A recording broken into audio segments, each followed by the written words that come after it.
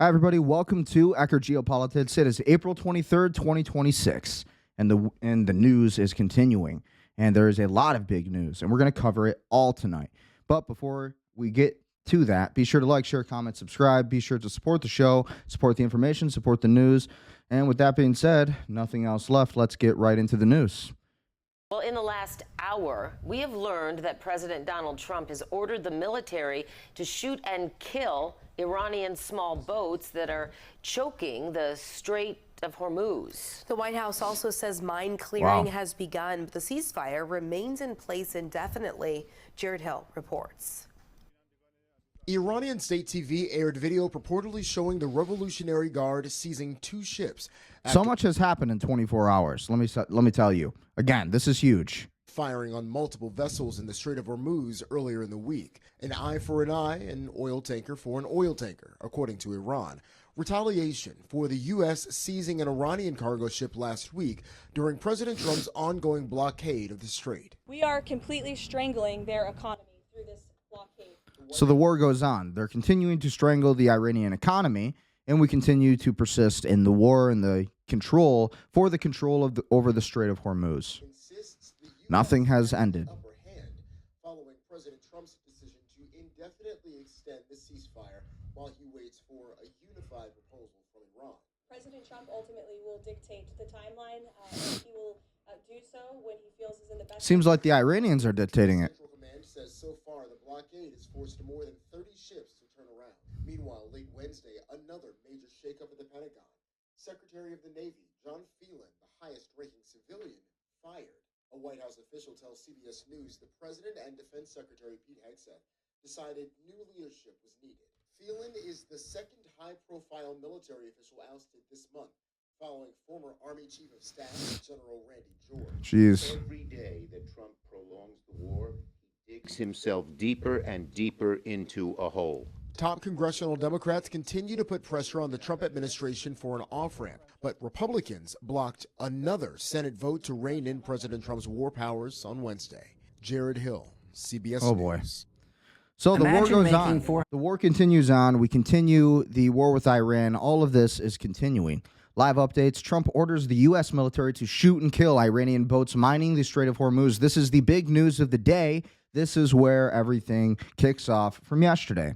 And we have to remember that what we covered yesterday, we covered a lot of the same thing. We covered a lot of the Lebanese conquest that's being done right now by the Israeli people. That is happening, and nobody's really talking about that. Nobody's really talking about the people in Lebanon, the Christian villages that are being bombed. Nobody's really talking about a lot of that. But at the same time, right after the United States seized an Iranian cargo vessel, basically the Iranians did it right back to us. And so they are determining the course and the timeline of this entire negotiation. Standoff, the U.S. military says it has boarded another tanker involved in smuggling Iranian oil as the intensifying maritime standoff between the two countries leaves the key Strait of Hormuz trade route effectively shut. Tehran attacked 3 commercial ships and seized 2 of them yesterday and said that the U.S. naval blockade is the main obstacle to the new peace talks. President Donald Trump ordered the U.S. military to shoot and kill any Iranian boats laying mines in the strait, adding that the U.S. would intensify its efforts to clear mines that have helped choke off global shipping. Despite the mounting global economic consequences, Trump said there is no time pressure in talks with Iran and no time frame or ending the war after he extended the ceasefire. As far as the Israeli-Lebanon talks go, Lebanon will seek an extension of the ceasefire between Israel and Iran-backed Hezbollah in rare direct talks between the two countries today in Washington. Outrage over continued Israeli strikes will cloud the meeting after the killing of a journalist yesterday. Death toll Iranian forensics chief said nearly 3,400 people had been killed in the country since the U.S.-Israeli strikes began on February 28th. More than 2,200 people have been killed in Lebanon, 32 have been killed in the Gulf states, and 23 died in Israel. 13 U.S. service members have been killed, and 2 more have died in non-combat causes. I actually think that number is much higher as regards to U.S. troops that are being killed. So again, this shifted the oil markets pretty good today. Now, basically, crude is right at $97. It's still remaining balanced as of this current time. But then again, anything can change at any time, right? We understand that with these markets, things are quite unpredictable. And with the Basically, with the Iran war, Brent crude is over $105, and the Murban crude is over $105, and then the WTI crude is hanging just below $97. So this is pretty huge. The Dow fell 600 points. Oil prices just spiked. Stocks fell suddenly on Thursday afternoon following a strike in oil prices. The Dow dropped 600 points, or 1%. The S&P 500 fell 1.3%, and the Nasdaq dropped 1.8%. WTI crude oil futures jumped 4.6% to $97.27 a barrel, while Brent crude jumped 4.2% to $106.16 a barrel. Stock market breadth, which was positive for most of the session so far, turned negative. The Dow was getting dragged down especially hard by Microsoft, American Express, International Business Machines, and Salesforce because it weighs members by stock price rather than the market cap. The spike in oil prices even put a dent in the red-hot iShares semiconductor EFT, which cut its gain to 2%. Texas Instruments was still leading a chip stock rally with a 19% gain after earnings. So that's kind of what's been happening with the stock market.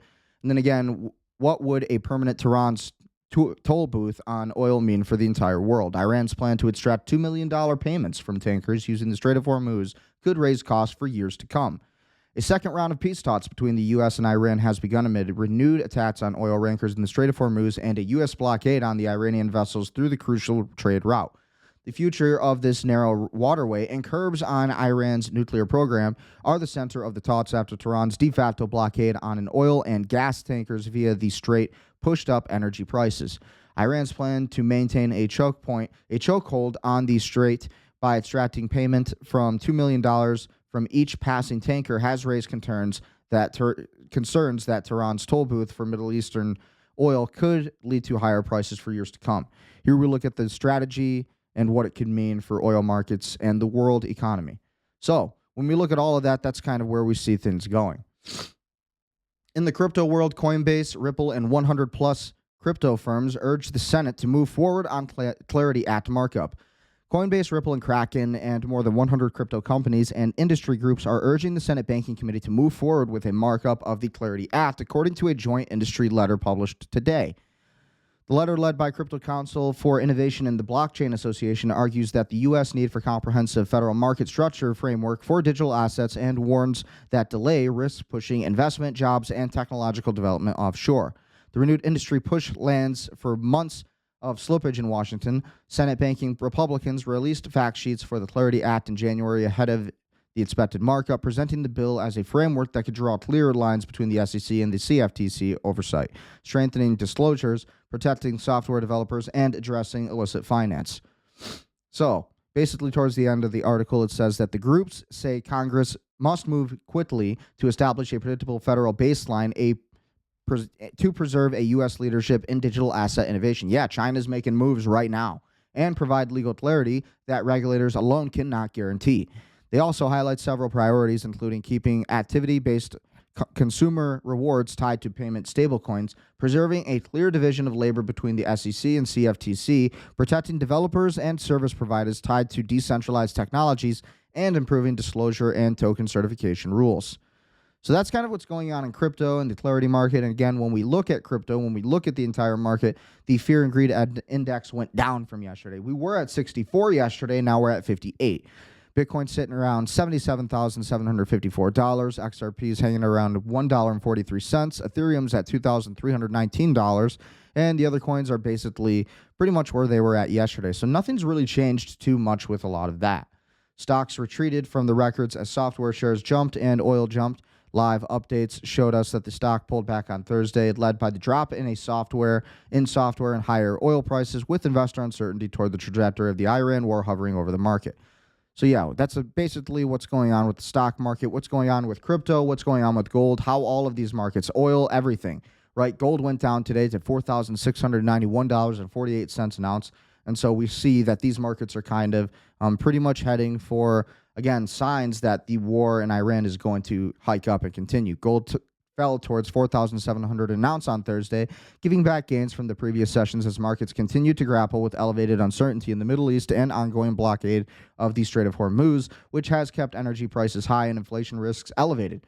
Tehran has maintained control over the waterway, restricting nearly all international traffic and reportedly firing on commercial vessels this week. The U.S. has also helped its blockade of Iranian ports to intensify pressure on the Islamic Republic, a move Tehran has condemned as a breach of the ceasefire. Meanwhile, President Donald Trump said the current truce would remain in place indefinitely as Washington awaits a new peace proposal from Iran.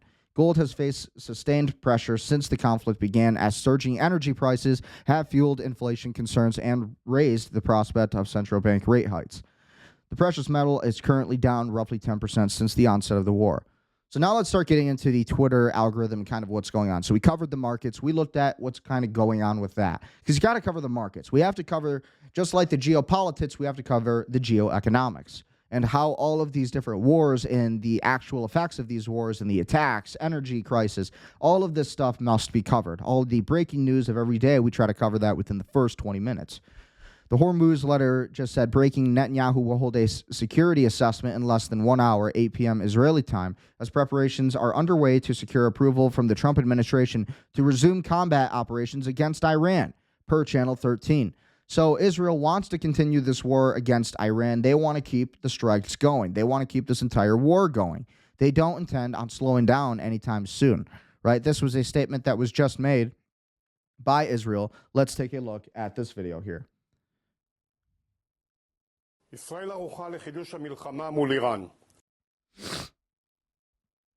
sure to like, share, comment, subscribe if you're watching this. Just kind of waiting for this to load. Okay, I guess it's not going to load. That's awesome. It's like they know that I'm streaming, and so they're going to not let it load. Yeah, that's great. So it's just not going to play. That's so annoying. Is that me, or is it somebody like monitoring my stream, you know? Like, I honestly have the suspicions. That's so irritating. This was a big clip. But let's see. Let's just try updating it, I guess, right? Try updating it. Let's see what happens. Gotta love it. Now the internet's being all nice and slow. Gotta love that. Right during the stream, right? No matter how much you prep, it can't be enough. Okay, here we go. Let's start this over. Israel is prepared to renew. The IDF is prepared for defense and attack, and the targets are marked. They are waiting for a green light from the United States. First and foremost, to complete the elimination, the Khamenei destiny, which is initiating the plan of destruction against Israel and the successors of the leadership of the Iranian terrorist regime, and in addition to reducing Iran to the Dark Ages and the Stone Age, destroying the main energy and electricity facilities, and crushing the national economic infrastructure. So this is, again, a message from the Israeli Knesset. This is what Netanyahu and his people are saying, the Mossad, whatever you want to call it. This is the language of Israel. They want to continue this. They want to drive Iran right into the Stone Age. They say it publicly. There's no more denying that. It's not Iran saying that they want to bomb Israel into the Stone Age. It's not even America saying that we want to bomb anyone into the Stone Age. Well, okay, Donald Trump may have said that. But at the end of the day, you know, it's Israel who is really, you know, pushing this entire talking point. Donald Trump, basically, I would say, is pretty much compromised. I don't know what is the deal. Doesn't really make sense what he's doing, beside the fact that he is compromised. But that is the language of the Israeli Knesset. That is what they are talking about. This is the language of the Israelis and really what they're trying to do right now. Okay, so this is like extremely important to stay on topic and, you know, focus with all of this. This is some pretty big developments that are happening in our time at 2026 Why would a of stupid April. question like that be So asked? let's take a look at this video. Why would I use a nuclear weapon? This is what Trump had to say on Iran when he was asked about it. Sir, would you use a nuclear weapon against Iran? You posted on No. Truth Social No, a few weeks ago. we don't need That's it. not Why what do I that need said. it? So that's interesting. Just weeks ago, basically Donald Trump said that he was going to bomb Iran into the Stone Age, that he was going to basically use any means. That told us that the idea of nuclear war was on the table for Donald Trump and the Trump administration.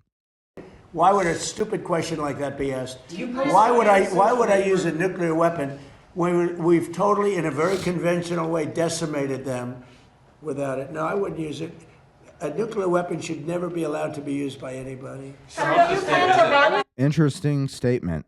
Will we be the ones to do it against them, though? You know, that's a lot of Trump's typical language and what we see often from him, right? President Donald Trump stuns America by announcing the construction of 2 brand new large battleships They'll be the fastest, the biggest, and by far 100x more powerful than any other battleship ever built. So this is what your taxes are paying for. Hey, you know, we're fighting for an empire, right? We're fighting for an American empire. I mean, an Israeli empire, it seems. But at least we're spending our tax money on U.S. ships and battleships, right? No new more houses or development or businesses or economic infrastructure. Let's just spend all of that money on war. Isn't that great?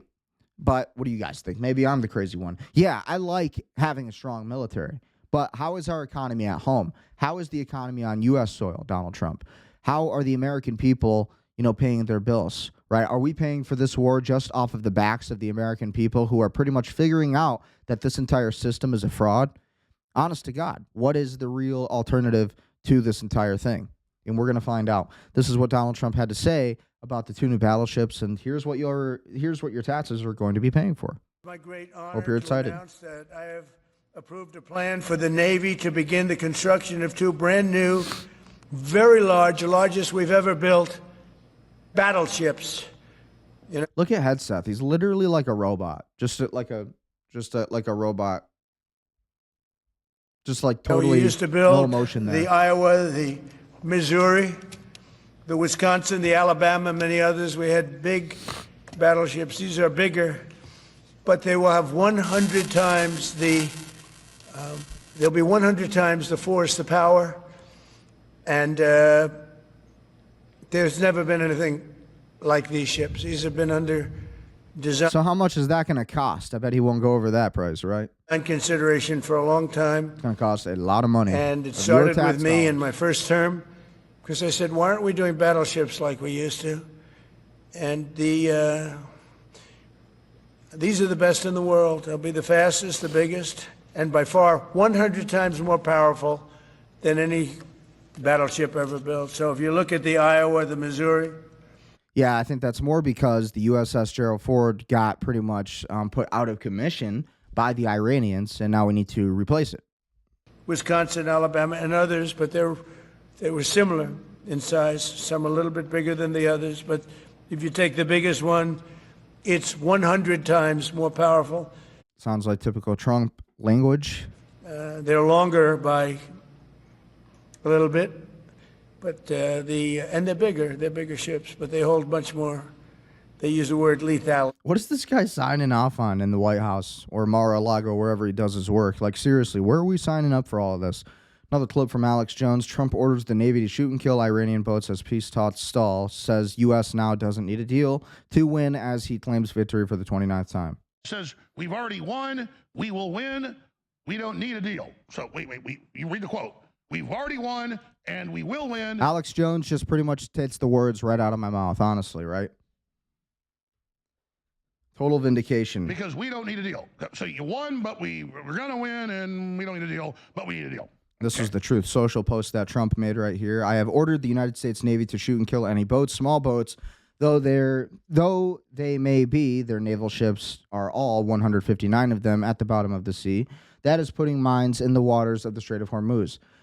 There is to be no hesitation. Additionally, our minesweepers are clearing the strait right now. I'm hereby ordering the activity to continue, but at a tripled-up level. Thank you for your attention to this matter, President Donald J. Trump. Same double talk, triple talk. Trump orders U.S. military to shoot and kill Iranian small boats, Strait of Hormuz. Trump orders the attack. Great, they'll just send more out. They don't care. We are facing the biggest energy security threat in history. IEA chief. Yeah, we're about to get to that clip. CNBC, there's video of it. As of today, we have 13 million barrels per day. As of today, we've lost 13 million barrels per day. And there are major disruptions in vital commodities, he told CNBC, including all the different types of fertilizers, helium, the list goes on and you're like, oh, who wants helium? Yep. It's just used in This is what's happening. chip manufacturing. Who cares about fertilizer? I'm not a farmer. Well, you sure eat what they grow. And it passes on the cost and the shortage. But going in there, all and that's literally coming. being made like a bunch Supply of chains are coming next now. The energy markets are going to get hit hard globally. fools, and derailing our whole agenda is crap. And you idiots that call me a traitor. He's right, though. And every time Trump announces a victory, and we've won, and it's over. See, we told you, panicking. We told, and every time He's it's so not right, even though. true because Trump is desperate. Yeah, and I definitely think that's true. I think what we're seeing, the behavior of Donald Trump definitely seems to be telling us that. Happening now, Melania Trump is hosting the First Lady's Luncheon in D.C., where she's bragging about empowering American children by partnering with Palantir, OpenAI, and others to usher kids into the AI surveillance state takeover using the education system to do it. Woo! So Melania Trump is all on board with AI. We are doing AI. We are sending your kids to AI school. Don't worry about your kids. They're going to be taught by AI, by a robot. A robot is going to be teaching your kids. A robot is going to be their best friend. You no longer have to be a parent anymore because a robot will do it.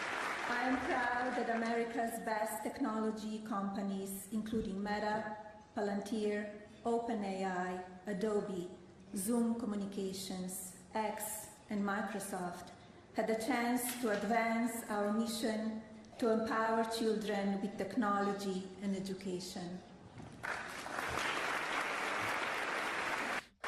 Yes, we are so excited to give all of the technology and our power to Palantir and OpenAI, and we are so powerful, and we are so excited to give all of our power to, the tech companies. That's really what's happening.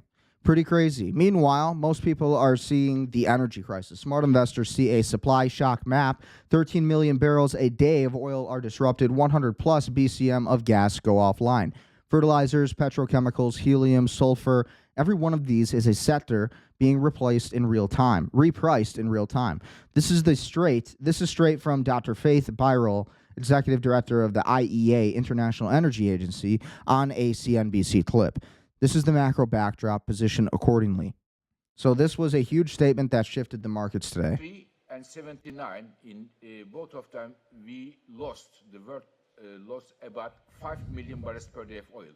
5 plus. It's a lot of oil. 10 million oil we lost, 10 million barrels per day altogether. And as of today, we lost 13 million barrels per day of oil. That's crazy. 13 million barrels of oil. Wow. That is the impact of the global energy crisis that we're seeing from this war. Europe and Kiev buckle. The Russian oil triumphs as the 90 billion euro loan burdens the EU taxpayers. After a failed attempt to blackmail Hungary and Slovakia, Kiev was forced to miraculously fix the Druzhba pipeline and resume Russian oil transit.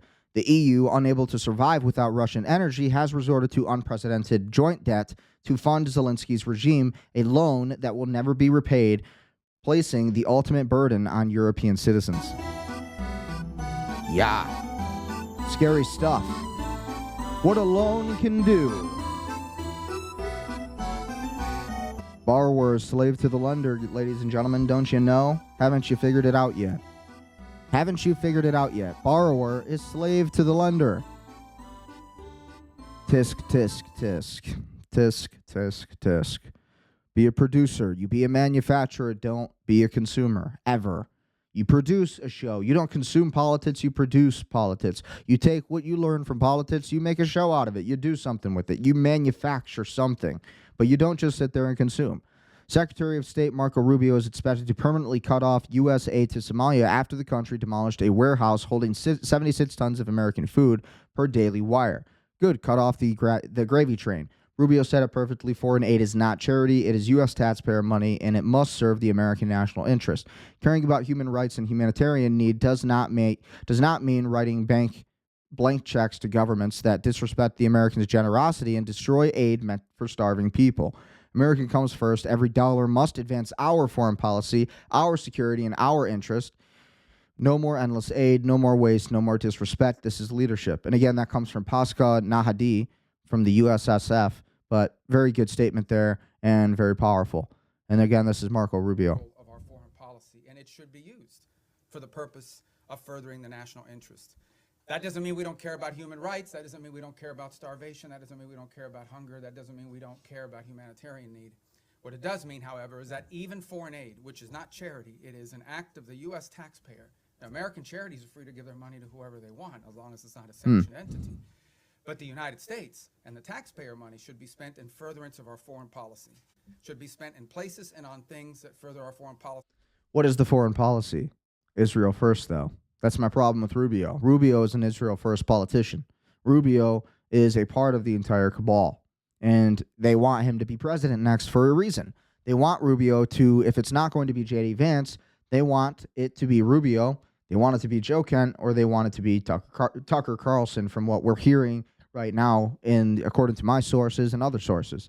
And so we have to be very careful and cautious about what these people are saying when they say we need to focus on money and make sure it's being spent on our foreign policy agenda. Well, right now, our foreign policy agenda seems to be Israel first. And that's my biggest problem. So does that mean that continues? Is that where that money is meant to be spent for this war? Right now, the American policy is to be pro-Iran war and against the Palestinians and against all of this stuff, whatever. The idea is, it seems to be that we are not inside of an America First policy system, and that's kind of what it seems to me. But what do you guys think? And even that is not unlimited. We have a limited amount of money that we can dedicate to foreign aid and humanitarian assistance. A limited amount of money for foreign aid, he just said. We have a limited amount of money for foreign aid. It's very limited. We don't have a lot of money. We only have about $300 billion that we've given to the state of Israel since 1946. But we don't have a lot of money for foreign aid. And all that money, that is meant for Israel. That's Israel's money. It was promised to them 2,000 years ago. And so we have to pay the state of Israel at least $2,000. And, every single day, every single second, there must be money into the Israelis' pockets for the Greater Israel Project, because that is the American policy, because Israel is America's greatest ally. That is all we hear from these people. And that has to be applied in a way that further. But hey, if you say it, apparently you get whatever you want. You say it, and it's pretty easy payoff, right? You see a lot of journalists doing it. You see a lot of politicians doing it, right? Israel first. You say the words. You promote that whole agenda, and you get a bunch of money. Clavicular just made a whole stream about that, talking about how that's all it took was to just be a part of the American foreign policy that Marco Rubio is talking about right now. Just be a part of the Iran war. Just be a part of all of that. Be a part of Lebanon getting, just completely berated and completely wiped out. But, be a part of that, and you'll get $7,000 a day, a minute, whatever. And you'll just have all your answers, all your dreams come true, all of the money given right into your bank account, just handed right to you. Just sell out your country first. Sought to do as well. And in that endeavor as well, we have empowered the regional bureaus and our embassies to play a dramatic role. In fact, they are not just the implementers of this. They, in many cases, are the ones that are suggesting and are leading the response. And so bringing the tools of foreign aid underneath the umbrella of our broader foreign policy has been an important and dramatic reform. Even in the midst of all that, we remain engaged around the world, including in conflicts that perhaps are not central to everyday life in America, but the president has made it a priority to like Cuba, like Venezuela, like Greenland. Be a peacemaker. Well, we like that. I mean, we do want that Monroe Doctrine. I'm a big fan of the Monroe Doctrine. I see no problem with America controlling the entire Western Hemisphere, personally. I mean, if anybody's going to do it, I think it should be America. And, I mean, why not? I believe in the, success of our country, because our country is a Christian country, a Catholic country. We're fighting with a Jewish country right now over that kind of control over our country. We're fighting for that. But ultimately, we are, overall, the American people you'll meet, the American people you probably know, they love this country, and I think we should be the leaders. I believe that who else is going to truly be able to really stand against Israel? We have one president who is compromised along with an entire Congress right now, and for whatever reason. But once this generation's out, I don't think that's going to continue anymore. And then America can perhaps be restored. And that's kind of what I see happening. Because if not, we're going to end up like Europe, and even Donald Trump said that. This was his statement about Europe and how Europe is pretty much changing. It's becoming a completely different place, and it is. It's very scary to see. So here's what Trump had to say about that. A lot of this is his fault, though, because this entire Iran war, he was literally the one who decided to send all of the Palestinians over to, Ireland, where my ancestors come from. Send them over to Scotland. Just send him over to all these European countries. So it's a very Jewish thing to do, very Kalergi plan of him, but very great replacement plan of Trump. But ultimately, he is kind of the reason all these immigrants are going to these different countries, and especially now, we're bombing Iran now more than ever before. Yeah, they're going to flee, And now where are they going to go? Probably going to come here to America or Europe. Europe has gone woke. Europe is not But he's right about all of this, though. Europe has gone woke, and it is completely a psychological human experiment. Kind of scary to watch when you go on Twitter and type it in. Yikes. When you go into so many places, not all countries. You look at Hungary, you look at Poland, Czech. Yep, Poland. Slovakia. There are some countries that have gone very much the opposite. Some really, and some others. But Europe has to be strong, and they become soft and not recognizable. You go into some of the countries, I don't want to be specific, but I think everyone knows what I'm talking about, and they're not recognizable. They become the environmental. There's Howard Lutnick, always hanging over Trump's shoulder, always sitting next to Trump. Why is he there? Why is Howard Lutnick always standing next to him, right? He's always standing next to Trump, always standing over his shoulder. Have taken over. They've got windmills destroying their fields and their beautiful meadows and their oceans, and they're paying a fortune. Now, Europe has to get smart. Europe's getting killed on two things, energy and immigration. And if they don't solve both of them fast, Europe is not the same place. Yeah, please. Yep, very true. It's not. And he's right about every word there. And we can never let that happen in America. I mean, it's very sad to see. It's already really happening. We have Mamdani in New York. I mean, a lot of scary stuff happening with that. Warner Brothers Discovery shareholders have voted overwhelmingly in favor of a $110 billion Paramount Skydance merger per Reuters.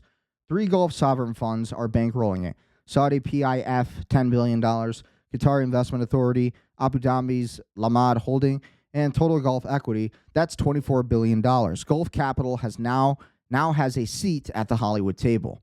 What does that mean?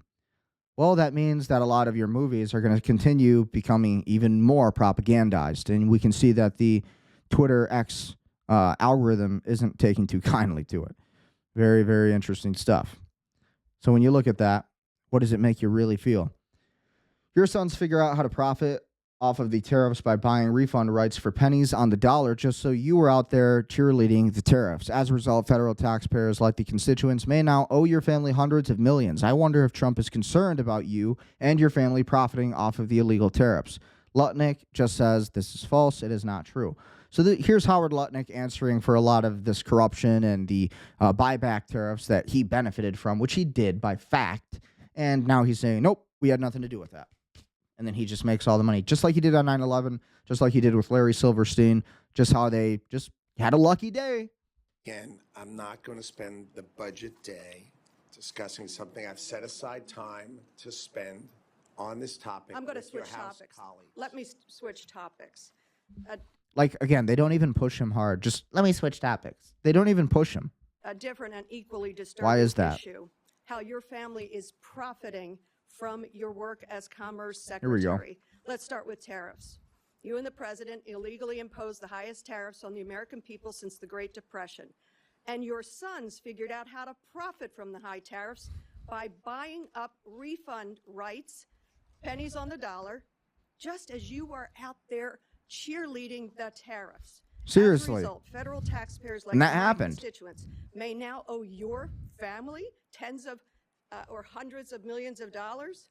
And people are just going to forget all about this. We can never let this happen. Even though it's a Democrat who's saying this, it's true.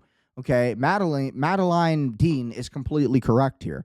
Why do we trust Howard Lutnick? Why is he making all the money from the tariff buybacks? Why is nobody doing anything about that? Why is he always over Donald Trump's shoulder? How come he is the guy who gets to benefit from the tariffs? The same guy that was hanging out with Jeffrey Epstein in the Epstein files but never got in trouble for it multiple times on multiple occasions, lied under perjury, lied under oath, and then literally just got away with it. How come we just let that happen? That's my question. Why is that allowed? Why are these people not handcuffed in public, made an example of, for treason, for destroying their own people through corruption and through greed? There should be a real consequence for it. I wonder if President Trump is concerned about you and your family profiteering off. And again, he is an agent for Israel, by the way. Everybody likes to forget that Howard Lutnick is Jewish. He is an agent of Israel. Illegal tariffs. He is not America first. I know that is false. Here's reporting. I'd like to put it in the record. Howard Lutnick's old firm did not, in fact, profit from Supreme Court tariff ruling. It is just It's your not son's. true. It's your son's. The No, reporting his is old it's firm and my son's. It is not Mr. Chairman, true. reclaiming And my you know time. it's not true. I have It's asked not true. Mr. Chairman, reclaiming about The 20 ease of seconds. which they lie. I hope you recognize how fundamentally wrong and corrupt this is. I hope you take accountability and have the decency to You won't. resign before you are fired. You won't. It's not true. See, he just said it's not true. I'm not going to do that. I yield. And that's how easy it is, ladies and gentlemen. All you have to say is whatever you think is true. What do you think is true? Tell me in the comments. Just tell me what you think is the truth, and that's the truth. That's it. Whatever you decide is the truth is the truth. My truth, there's my truth. Whatever I say is true is true. Whatever you say is true is true. Whatever he says is true. Whatever anybody says is true. What is your truth to my truth? Well, can you prove it? Okay, well, you can prove it. Well, that's not true. And that's all I have to say. All I have to do is create a debate. And that's all you have to do. That is what these people understand the most about our entire justice system. Our entire American economy is based off of BS and BS answers and the syntax of BS answers. And, people need to really watch the movie Thank You for Smoking with Aaron Eckhart, where he plays a tobacco lobbyist. And he's really talking about these same issues, how these Howard Lutnicks, they slide in between the cracks because they're able to navigate the system and they just know the right words to say. They play dumb and they play stupid. And they take an article that their own sons wrote at their own law firm, complete conflict of interest, bring it into court, and you say, see, a law firm said that we were totally exonerated and we were totally, not guilty of anything. Here, his own sons wrote it. Pretty ridiculous. You look at all of this happening, and it's like total corruption, and what happens? Nothing. They don't get in trouble. In fact, what you're going to probably see next is the company's Tether. They're going to get bought out, and there's going to be bailouts for the company Tether. Maybe there won't be. And in that case, you would probably see a lot of bad things happen to the USDC and really Bitcoin. So who knows? Meanwhile, the IRS is still playing their games. You still owe money to the IRS, to basically Howard Lutnick, as you just heard in that clip. You still owe money to the IRS. Take a listen to this video. What do you think about this? Really doesn't want you to know. And the reason they don't Little want you trick to for know you. is because they may owe American taxpayers approximately $360 billion. This is super important. YouTube, give me the viewers. This is what people need to see. And what they're really banking on is that they don't think that the American taxpayers can navigate these complex tax rules to actually file a claim for refund because they make it really hard. So I was like, I'm a tax attorney. What if we used a platform that we have been building for a while to pivot and help American taxpayers figure out if the government owes them money under this recent court case that they lost? And that's because there's a deadline to file a refund claim, and it is July 10th of 2026. So the government's keeping it quiet, not going to say anything about this court case, hoping that American taxpayers just can't figure it out. But lucky for you, I already did. And you can find out for free by going to this site, Yeah, go to entering this your girl's information, and within 3 to 5 business days, the Whatever site will her come site back. is. It's already analyzed your tax records and tells you how much of the $360 billion you are owed. If you want to proceed, all you do is check out. The forms are emailed to you, and you can self-file your own claim. No lawyer needed. So there you who go. knows? Instead of giving Howard Lutnick all that money, maybe that can help you in some way, right? New France 24 confirms the report from the Wall Street Journal that Donald Trump was intentionally locked out of the Situation Room during a critical military operation in Iran. He was in such a volatile state, screaming at aides that top generals restricted his access. There's also been reports that Trump was, in fact, intentionally excluded from the Situation Room during the recent critical So who's really in control? operation in Iran to rescue U.S. airmen there. According to the Wall Street Journal, Trump was in such a volatile state that, I quote, he spent hours screaming at aides in the West Wing. Military officials made the call to limit his access and update him only when needed on the phone. So whilst we don't have proof of verified nuclear strike intent, there does seem to be a gap here between the US president's rhetoric and the stance taken by his Joint Chiefs of Staff. And I think that's really what has fanned the flames of this story, Sharon. Vedika, thanks so much. And that's the situation with that. Ultimately, who knows? Trump is going to go to war with Iran. That's what he wants. Mr. President, do you regret at all the lying you've done to the American people? And Trump just kind of shakes his shoulders. He kind of just like nods it off. Please. What do you think about this body? What do you think about this body language here? After 3.5 years, do you regret it all the lying you've done to the American people? On All the what? everything. All the lying, all the dishonesties. That who has done? You have done. Tens of Yeah, go thousands. Is that a yes? Did Trump just basically say, yeah, but I can't say so? Yeah, I'm thinking about it, but I don't want to say that. So what do you guys think about that body language? Do you think Trump has any regret? Do you think he feels bad at all the way he's betraying the American people, not serving any of their interests beside taking us to war with Iran, giving the American people and MAGA this false narrative that Iran has a nuclear weapon and getting everybody hyped up for this Iran war so that they can pay for the next 20 years so their sons and daughters can go and die in that war? Who really benefits? If I wanted that, I would have just said, hey, let's have George Bush, Jr. again. Let's have George W. Bush again, because that's really what happened with him with the Iraq war, right? And so his body language is very interesting here. Tens of Yeah, thousands. go ahead, please. One more time. That who has done? One more time. You have done. Regretted all the lying you've done to the American people. On All the what? everything. All the lying, all the dishonesties. That who has done? You have done. Tens of Yeah, thousands. go ahead, please. So he either gets confused, doesn't understand the question, or pretends not to, or he just, doesn't want to tell the truth. He just knows. He knows he's compromised and can't really confess, can't really say the truth. In a CNBC interview, Weldush's Dan Ives said it straight. This is much more of an AI company, disruptive tech, than a car company, and I couldn't agree more. Optimus, Cybercab, robotaxis. Tesla isn't what you think it is anymore. So this is just another an AI little company. piece of It's about information you autonomous, need it's to about know. Robo-taxis. When you start to see the city ramp, talk about Houston, Dallas, when you see another 5 come up, ultimately, what does volume production look like when you talk about from a time perspective? Cybercabs, Optimus. Look, to get the incremental $1 trillion evaluation, $1.5 trillion, it's going to be an AI. It's going to be really what I view. This is much more of an AI company, disruptive tech, than a car company. This is an AI. Yeah, I mean, Tesla is a powerful AI company, and people forget that it's an automation company. It is meant for full autonomous travel. And that is the problem it's solving. That's the difference between that and Ford or GMC or Chevy or Dodge. The difference between Tesla and all of them is that Tesla is living in the future and all these other companies are trying to keep up. And they're not setting the standard or raising the bar. And that's really what's happening. Meanwhile, remember the whale we tracked for weeks? 11 oil trades, 11 wins, 100% win rate. No holding the largest S&P 500 long on Hyperliquid. $66.6 million notional. Entry 6891. Liquidation 5223.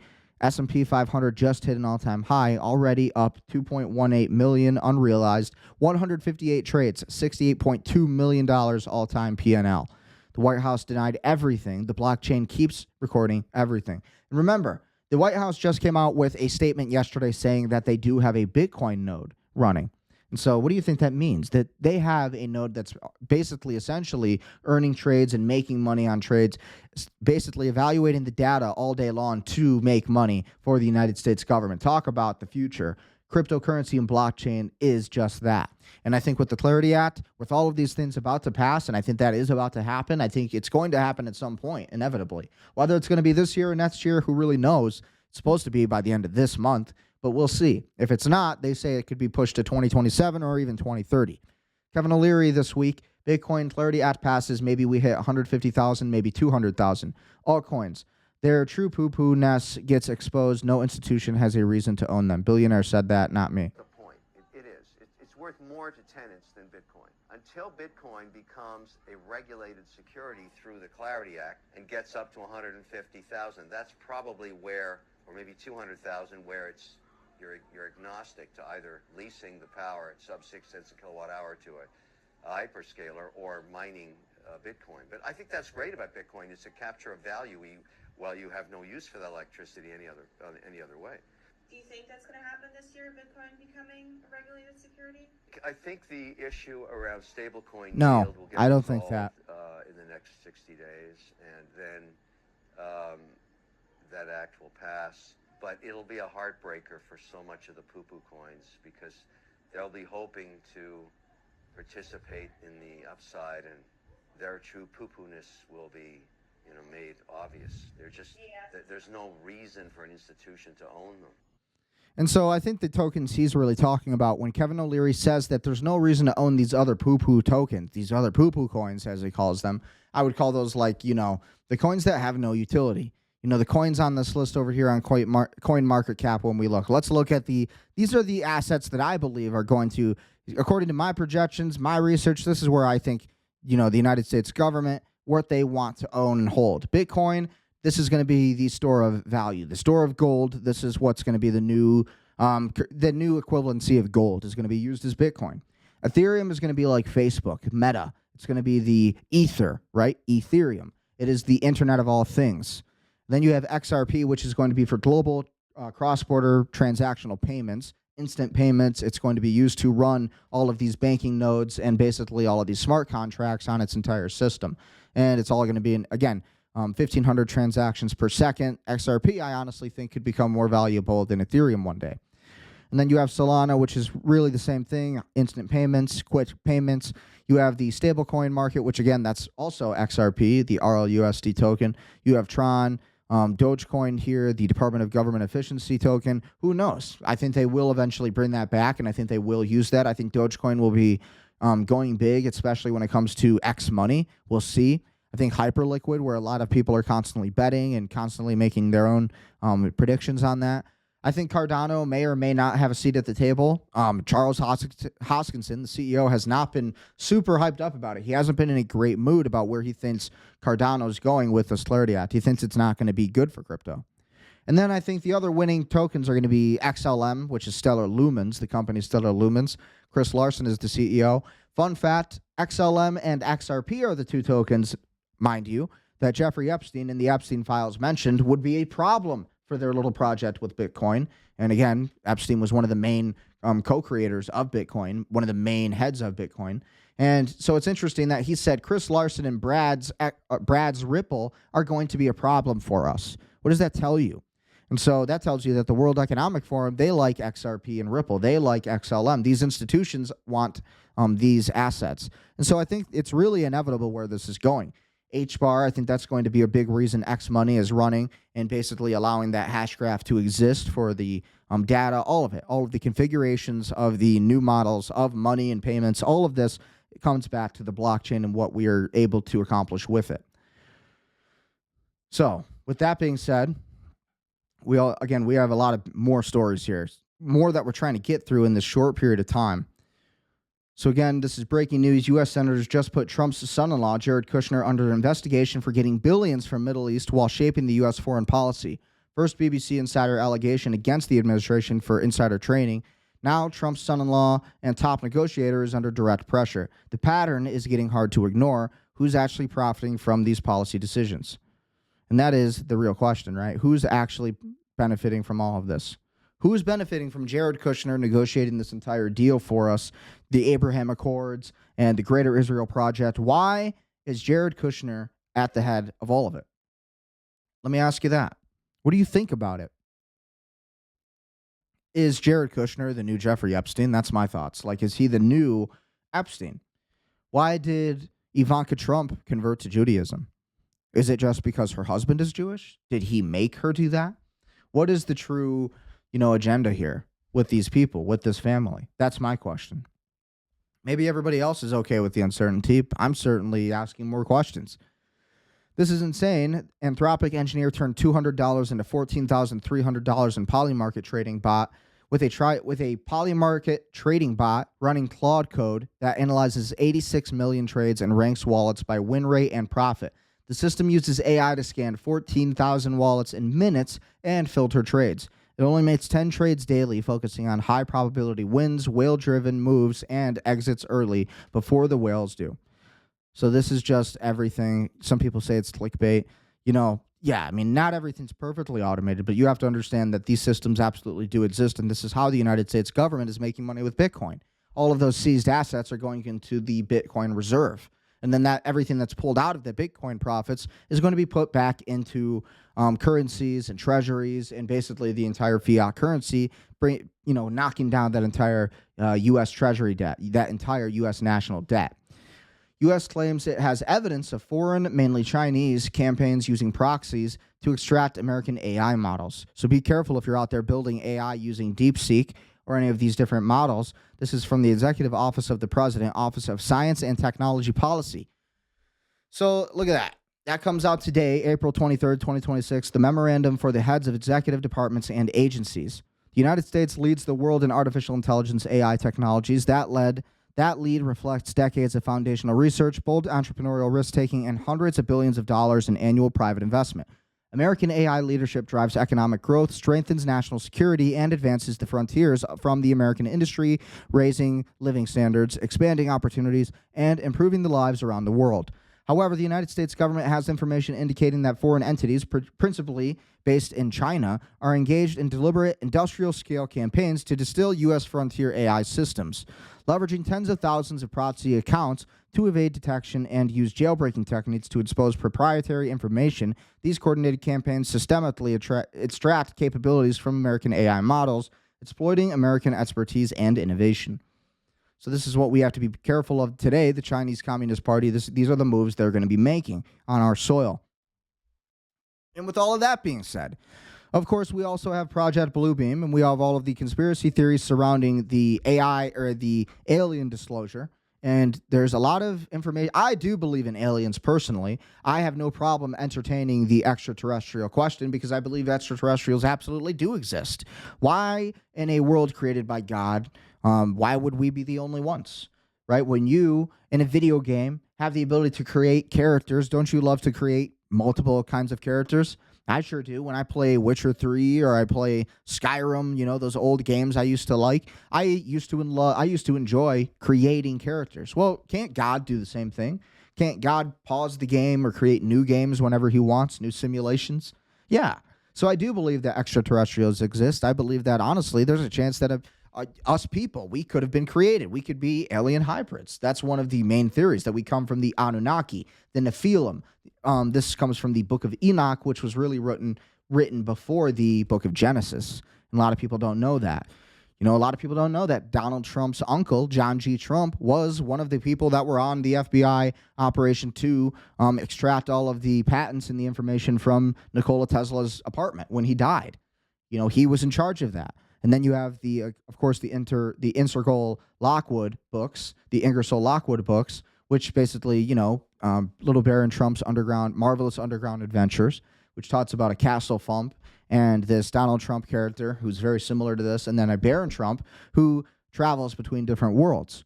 And so we have all these weird books, The Last President and 1984 by George Orwell. And again, all of these different pieces. And then you have today's time, where we have, you know, all of the same technology being used from the Nikola Tesla era. All of his inventions today exist. The realm of science fiction is no more. And so now they're trying to get rid of all of the people who were at the forefront of this disclosure, Dr. Stephen Greer, and a lot of these people, right? David Wilcock just committed suicide today, and we're going to be covering some of his videos here in a moment. Presented are the 10 categorized examples of the interstellar and interdimensional UFOs, UAP, space people contact evidence providing data that has been and is considered unspeakable by military indoctrinated officials in regard to public disclosure. So we're just going to, you guys can pause this video. I'm not going to read all of this. I'll scroll through this entire thing. You guys can pause it as you please. You guys can read this article whenever you want. Again, this comes from metaphysicalarticles.org. You guys can take a look at this. These are supposedly, allegedly, the disclosed pieces of material and materials that have been widely controversial, but overall, basically, seen to be authentic, real, and legitimate documentation of extraterrestrial life on Earth. And so these are different. Okay, who knows if this is real, right? All of these could be fake. You know, these look fake to me. But again, who knows? All of this could absolutely be real. There could be real science to this, right? We'll see. So you guys can, again, take a look at this article, pause this, screenshot it as you please. But this is supposedly a lot of the UFO disclosures that have been released. Arthur Shuttlewood and a sketch from the Warnings from Flying Friends depicting his visitor who identified himself for being from the planet Anstria. And again, we've had all these different characters who have come out with their testimonies, right? Here's more. Again, these are the Egyptian hieroglyphics, these Anunnaki, the Sumerian culture, the Mesopotamian cultures, have a lot of these, where human beings seem to be serving this form of God and these giants, these Nephilim. You know, and we know that Hillary Clinton, in the Wikipedia files, what was she asking about? Well, she was asking about the epics of Gilgamesh. She was asking about the tomb of Gilgamesh, and she was talking about the tomb of the giants. She was asking about all of these things, according to the Wikipedia files that were pretty much coordinated by Julian Assange. Thank you to him. Whistleblowers, God bless them. UFOs, UAP, space people explained by scientists studied channels, entities representing the ascended realm of life. So again, you take a look at these videos whenever you guys want. If you don't believe in aliens, then maybe you should start thinking about who created us, who gives you your thoughts, who allows you to think what you're thinking, who allows you to accomplish the actions that you're accomplishing. I believe that a lot of this is very, very real and true. I think there's real truth and possibility to all of this. And I think that the truth is always going to be somewhere in the middle. If you've read Dr. Stephen Greer's book, Disclosure, After Disclosure, it's called AD, After Disclosure, he talks about the process of which the government will use to disclose all of this information for aliens, extraterrestrials, and how it will be a slow and gradual process where the government will slowly release this kind of information, this kind of UFO information. It will be slowly distributed to the public. It will be slowly mixed in with things that are not true to obviously serve the agenda of keeping things debatable, and you have a real system where the facts are out there, the information's out there, but you have the debate, and there's no real certifiable evidence, right? But we do have documentation and records of some pretty high-level military ranking officials coming out and doing a lot of different kinds of disclosures. Again, Stephen Greer being one of them, David Wilcox, and we have many others as well. So when we look at some of these videos, this is one of the researchers who committed suicide today, and reminds me a lot of the Isaac Kappy incident. I don't know who follows the Isaac Kappy, if you guys were following a lot of that, but it was very much the same situation. Isaac Kappy was exposing the elites in the New World Order and a lot of what was happening with all of that. And in response, he was punished for it. And again, this is, of course, not going to load. Isn't that just the best? Still waiting. I do want to play these videos. I'm hoping it allows me to. There we go. Sweet. So this guy, this is one of the biggest stories of today. This guy, David Wilcock, a paranormal researcher whose final live stream 3 days ago featured a thumbnail of Trump as Jesus, and he ended the stream by saying that his life was in danger. So this is what he had to say. This is David Wilcox, and this morning he became the 12th scientist to unalive himself. Take a listen to what he said on his final live stream. Every day that I have on earth is a gift and a blessing, and I'm very grateful for that. And again, if you guys don't recognize him already, he was on that show Ancient Aliens for quite a long time on the History Channel. I used to watch the Ancient Aliens History Channel for like ever growing up. It was like one of my favorite shows. Because frankly, people are disappearing. Scientists are going missing. Now they're saying they're going to investigate this. The president himself is saying they're going to look into this and see if anything's going on. It's a little bit scary. His last live, the thumbnail was a picture of Trump in his Jesus robe. And it was, has Trump lost his mind? Is he the Antichrist? No, it was not. Yes, it was. Crazy. I think this is really weird. This is from his last live. Okay, here we go. And I am so grateful, and we'll do the typical lead out here, and A-N-D, not E-N-D, and scary scene. I mean, I don't know. So, like, the bigger question is, like, what is actually going on? Whether these people killed themselves, they were killed. What is going on? And if you're tuning in, be sure to like, share, comment, subscribe. Forgot to post this at the beginning of the video when it comes to the share link. Thanks for tuning in. Be sure to like, share, comment, subscribe, support the information. Back up the video maybe like 20, 30 minutes or so if you want to watch it from the beginning. But if you're watching this now, we're covering David Wilcock, the guy who committed suicide, but he was on Ancient Aliens. Watched him like my entire life growing up. And total, he was like my childhood. And I loved that show, Ancient Aliens. And then today, this guy had committed suicide. And so it's interesting because he said he would never commit suicide. So you have all these researchers and scientists who are disappearing now. And it's like, why is that? That's so weird to me. It's like, here's why. What are the secrets of why? On February 19th, Trump tweeted out, based on the tremendous interest shown, I will be directing the Secretary of War and other relevant departments and agencies to begin the process of identifying and releasing government files related to alien and extraterrestrial life, unidentified aerial phenomena, UAP, and UFOs, and any and all other information connected to these highly complex but extremely interesting and important matters. God bless America. And what is your takeaway from that particular message right there? It's right? Jeffrey Epstein 2.0. We're releasing all the files, except Yep. there's 3 million we haven't seen. That's what I think, too. And they're going to release some information that they have, and they got to whack everybody that's going to contradict or come out and say, hey, sorry, I am an academic. I've been studying this for 20 years. We actually have different information. One by one, they're plucking them out, and they're gone. Is Kash Patel really going to get to the bottom of this? Of course not. No, he won't. You know, Of course he is won't. he actually Kash serious? Patel is Oh my Mossad. God, you know who did this? What? Who killed these people? Who? Israel. Tyler Robinson. Yeah, for real. But that's a huge story, though. Like, super big story. This guy was huge. Like, my entire life, I was watching this dude. And I loved his analysis on extraterrestrials and all of that. And again, like maybe like 3 minutes ago, we just went through like a whole article where it covered a bunch of disclosure stuff. Talked about David Greer, or Dr. Stephen Greer, and David Wilcock, and all these different investigators and researchers who had gone missing over the since what, maybe in the past decade. And so now you're seeing it all over the place. So Anyway, again, another we're clip from doing him. well, and I think that it's going to be okay. So It's just before remember his that death. this is all for me. My big focus on this show is a spiritual transformation that we're going through that has been predicted for literally 35 different cultures around the world. In their ancient mythologies, talked about the end of this 25,000-year cycle, the precession of the equinoxes, supposedly around the end of the Mayan calendar 2012, and we showed you that sure enough, in our next door neighbor's solar system, there was a solar flash on just about December 21st, 2012. Yeah, I've been hearing about the solar flash from the UFO community for years now. And here, apparently, it's actually happening. Happened right over on Proxima Centauri, 4.24 light years away. It was released on March 16th, 2017. You dial that back in time, it goes to right around Christmas of 2012, which is only 4 days off from the Mayan calendar end date of December 21st, 2012. Now, is that a coincidence? I don't think so. I think that our star is in a binary system with Alpha Centauri, which includes Proxima.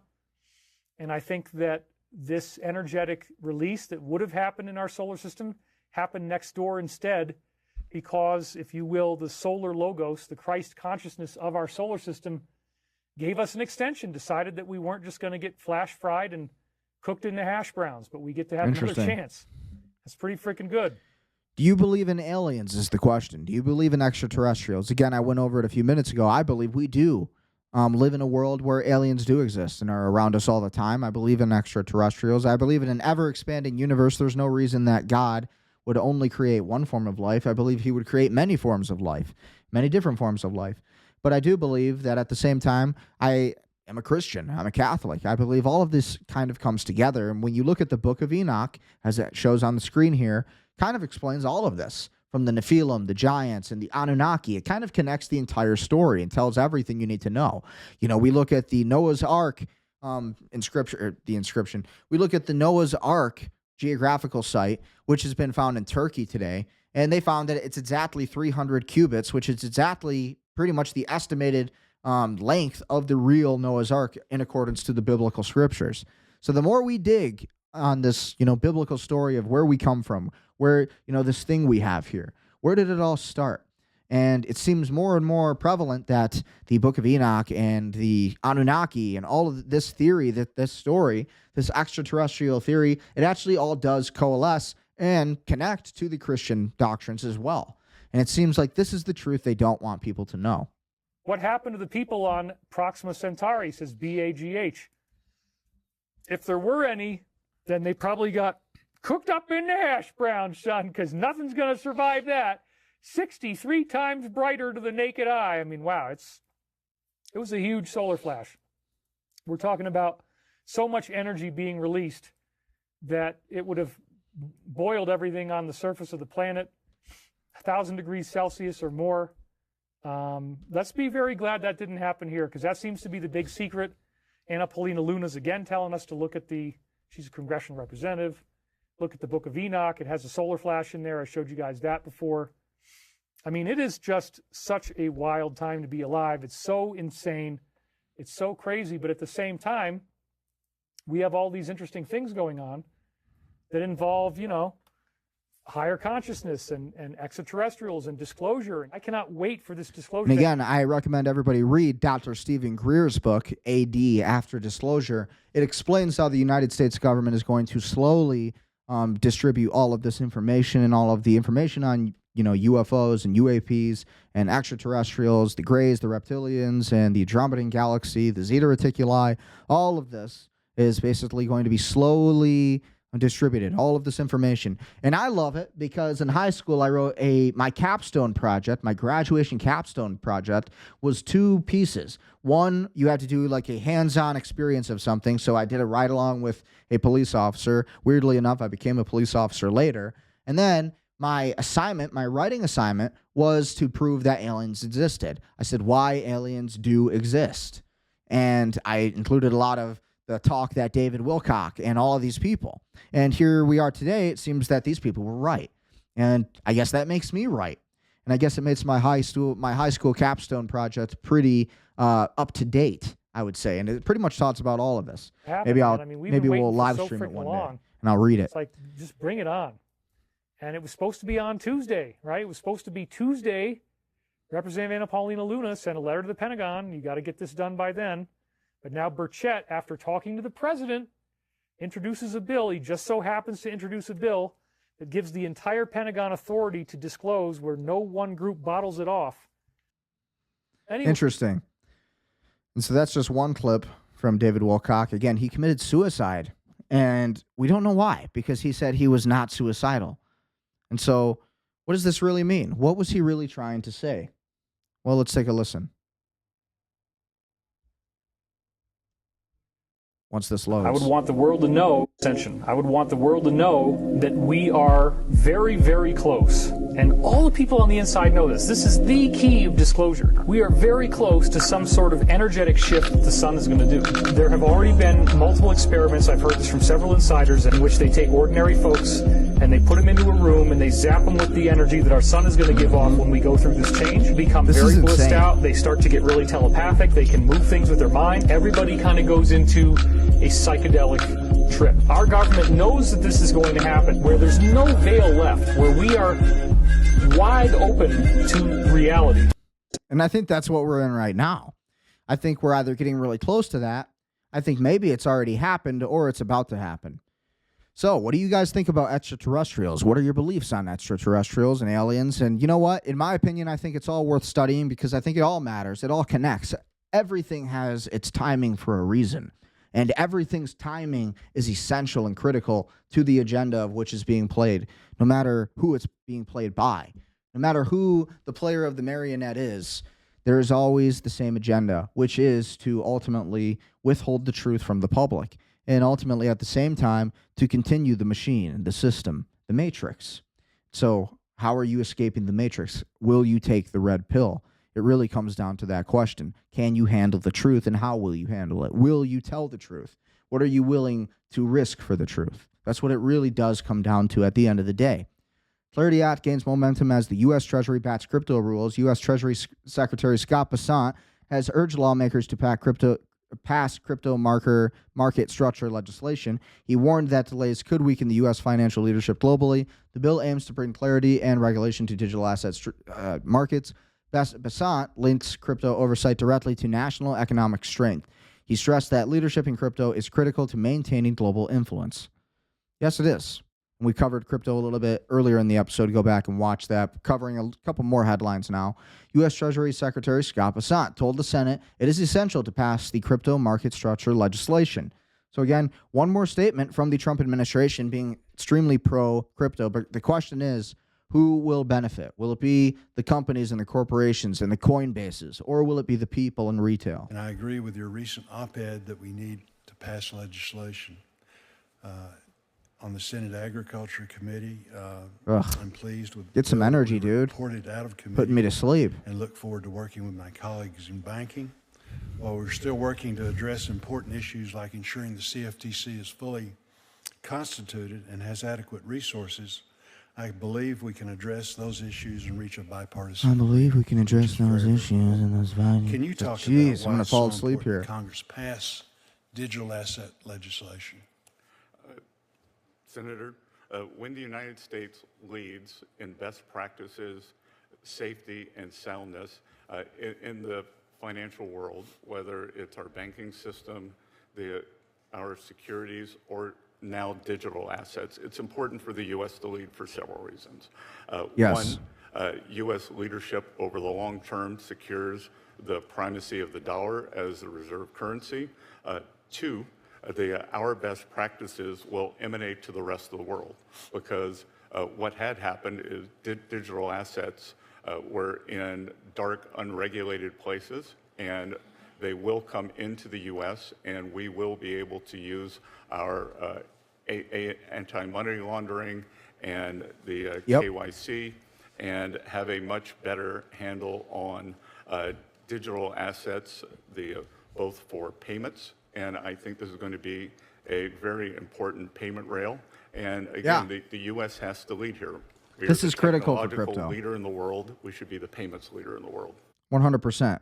And notice how he said payments. What company focuses on payments? Oh, yes. I believe that is XRP.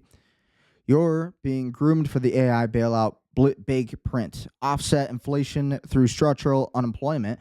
We're in the early innings of a structural decline in prices, says incoming Fed Chair Kevin Warsh. So again, here's what he had to say on this from CNBC. What we call AI in a couple of years, we'll just call AI. In a couple of years, we'll just call. Sorry, it keeps In a couple of years, we'll just call. not playing. Because I'm live streaming, right? Because it's live streaming, it's got to break. In a couple of years, we'll just call. Oh my God. So annoying. And AI is going to make almost everything cost less, and the U.S. can be a big winner. And it's a hugely exciting moment. If I were to step back for a minute, if I were the president, what I'd be worried about is a central bank that doesn't see any of that. A central bank that is stuck with models from 1978. Yes. Governance from a prior period. Gary Don't Gensler. recognize we could be at the front end of a productivity boom. And if I were the president, I'd be worried that they might not see it. And they might think economic growth is somehow going to be inflationary. Yep. I think we were probably in the early innings of a structural decline in prices. Ken sees it on the front lines of real businesses. And I think if you look over the period of the next year or two, it's a pretty special moment. What we call 100%. And so, again, that is a good sign. That's a very good statement from the Fed Chair, Kevin Warsh. Definitely a better selection for the position than Jerome Powell in my position, but we'll see. White House accuses China of stealing AI tech. The White House says Chinese-linked groups are running industrial-scale efforts to extract knowledge from leading U.S. AI systems, as per FT. The warning comes weeks before a planned Trump-Xi meeting and signals rising tensions in the AI race. So, we'll see. Coinbase activates XRP futures trade at settlement on May 1st, puts XRP on the same footing as Bitcoin and Ethereum. Wow, that's big news. Coinbase filed with the CFTC to activate trade and settlement for XRP futures on May 1st, covering both nano XRP and full-sized contracts. TAS lets institutional block traders execute large orders at the official day settlement price rather than the fighting live in-day trading prices. It's a standard tool in traditional commodity futures markets. The move puts XRP on the same TAS footing as Bitcoin, Ethereum, gold, and crude oil on Coinbase derivatives. It comes after XRP was classified as a digital commodity in March under the joint SEC-SFTC framework, and as Ripple CEO Brad Garlinghouse joined the CFTC's Innovation Advisory Committee. So again, more good news for crypto. All of this matters because that's what's going to change the markets. That's what's going to impact the markets the most. Okay, and so this was a statement from the Orthodox Christian that I like to follow, and what he had to say about the Old Testament, I also agree with this. We don't follow the Old Testament at all. The Old Testament is our root. The Old Testament is a preparation for the New Testament. But Christians read the Old Testament through the New Testament because everything in the Old Testament was about Jesus Christ. So for a Christian, we understand the Old Testament to be for an earlier, what St. Paul would call a childish age, an age in which the human being had not yet been redeemed. God had not yet become man. Sin had not yet been atoned for. And the Holy Spirit had not been given to believers until the day of Pentecost. Once that happens, a much higher way of life, the Christian way of life, is established as normative. So it would make no sense at all for us to follow. And this was the story of the New Testament. The story of the New Testament was the resurrection of Jesus Christ. The moment that Jesus Christ was resurrected, and after he had died on the cross and rose 3 days later, this made him God. It was proof that he was God, okay, because he resurrected 3 days later. And then after all of that came the Christian crusades and the wars and the apostles taking all of the message to the Catholic Church. And then you had the Pharisees who basically stayed and basically controlled the entire religion. Up to this day, we're seeing the same thing. Everything you see in Judaism today, and you see the Mossad, you listen to what they're saying. You listen to what they're saying in the Knesset. You have the highest levels of Zionism. The Pharisees, the modern-day Pharisees, that's exactly how they were. They were starting wars. They were gaslighting. They were subverting Christianity. They were flipping it on its head, literally, and then smashing it. This is what they did. I mean, the IDF soldier literally just did that in Lebanon. And so it's like, this is the story of Christianity, right? When the Jews condemned Christ to death, and when the Romans put physically Jesus on the cross, it created the sacrifice of Jesus Christ, and his blood be on our hands and our children. That is what was said in the Bible by the Jews, because really it was the Jews who condemned Christ to death. They chose to kill Christ over Barabbas, who Pontius Pilate gave them the choice. Who would you rather keep alive, Barabbas or Jesus Christ? And the Jews said, crucify Jesus. We keep Barabbas. He was a propagandist and a berserker, but they kept him alive. And so essentially, they crucified Jesus, their prophets. And as they did to many of their other prophets, they killed their prophets. And this is what Jesus says himself, why he calls them the synagogue of Satan. And not saying that all Jews are the synagogue of Satan, but Christ really emphasizing that the spirit of Judaism is the rejection of Christianity in Jesus Christ, who is God and the Son of God, the physical manifestation of God on earth. John 3:16. For God so loved the world that he gave his only begotten Son, so that whoever should believe in him shall have eternal life. This is the true doctrine of Catholicism, Christianity, and it is proof that Jesus Christ is the God that was sent down by God. The form of God is Jesus Christ. And so when the Jews killed God, here we have this entire war today against the Jews and the Christians. And then we have Gog and Magog, the Muslims and the Christians, actually very close in religions together. So this is the real war that we are fighting. So when we look at other clips, this was Nick Fuentes. I like this clip, but it's very, very true. Let's listen to this. Nick Fuentes just goes off here. I cannot wait. So true, though. Democrats to take the House. They subpoena. And only because, like, Trump is just not helping the Republican Party at all. Trump, everything he's doing has not been helping the Republicans. He's basically sold out his own party. He has went against his own base in every way. And so this is what's coming for the Republican Party next, I believe. Investigate Kristi Noem, Lauren, and Corey Lewandowski, and they find so much corruption. It's going to make the impeachments during Trump 1 look like a joke. All that stuff about Paul Manafort and the business documents and the Ukrainian phone call. The corruption that they will discover when the Democrats are in the House, it's going to make all that stuff look like a joke. And they're just going to keep stacking it up on top of Vance. We're going to be in our war with Iran. The Middle East is going to be a mess. Mark this post. The economy is going to be a mess. The Trump administration is corrupt. He might even be impeached.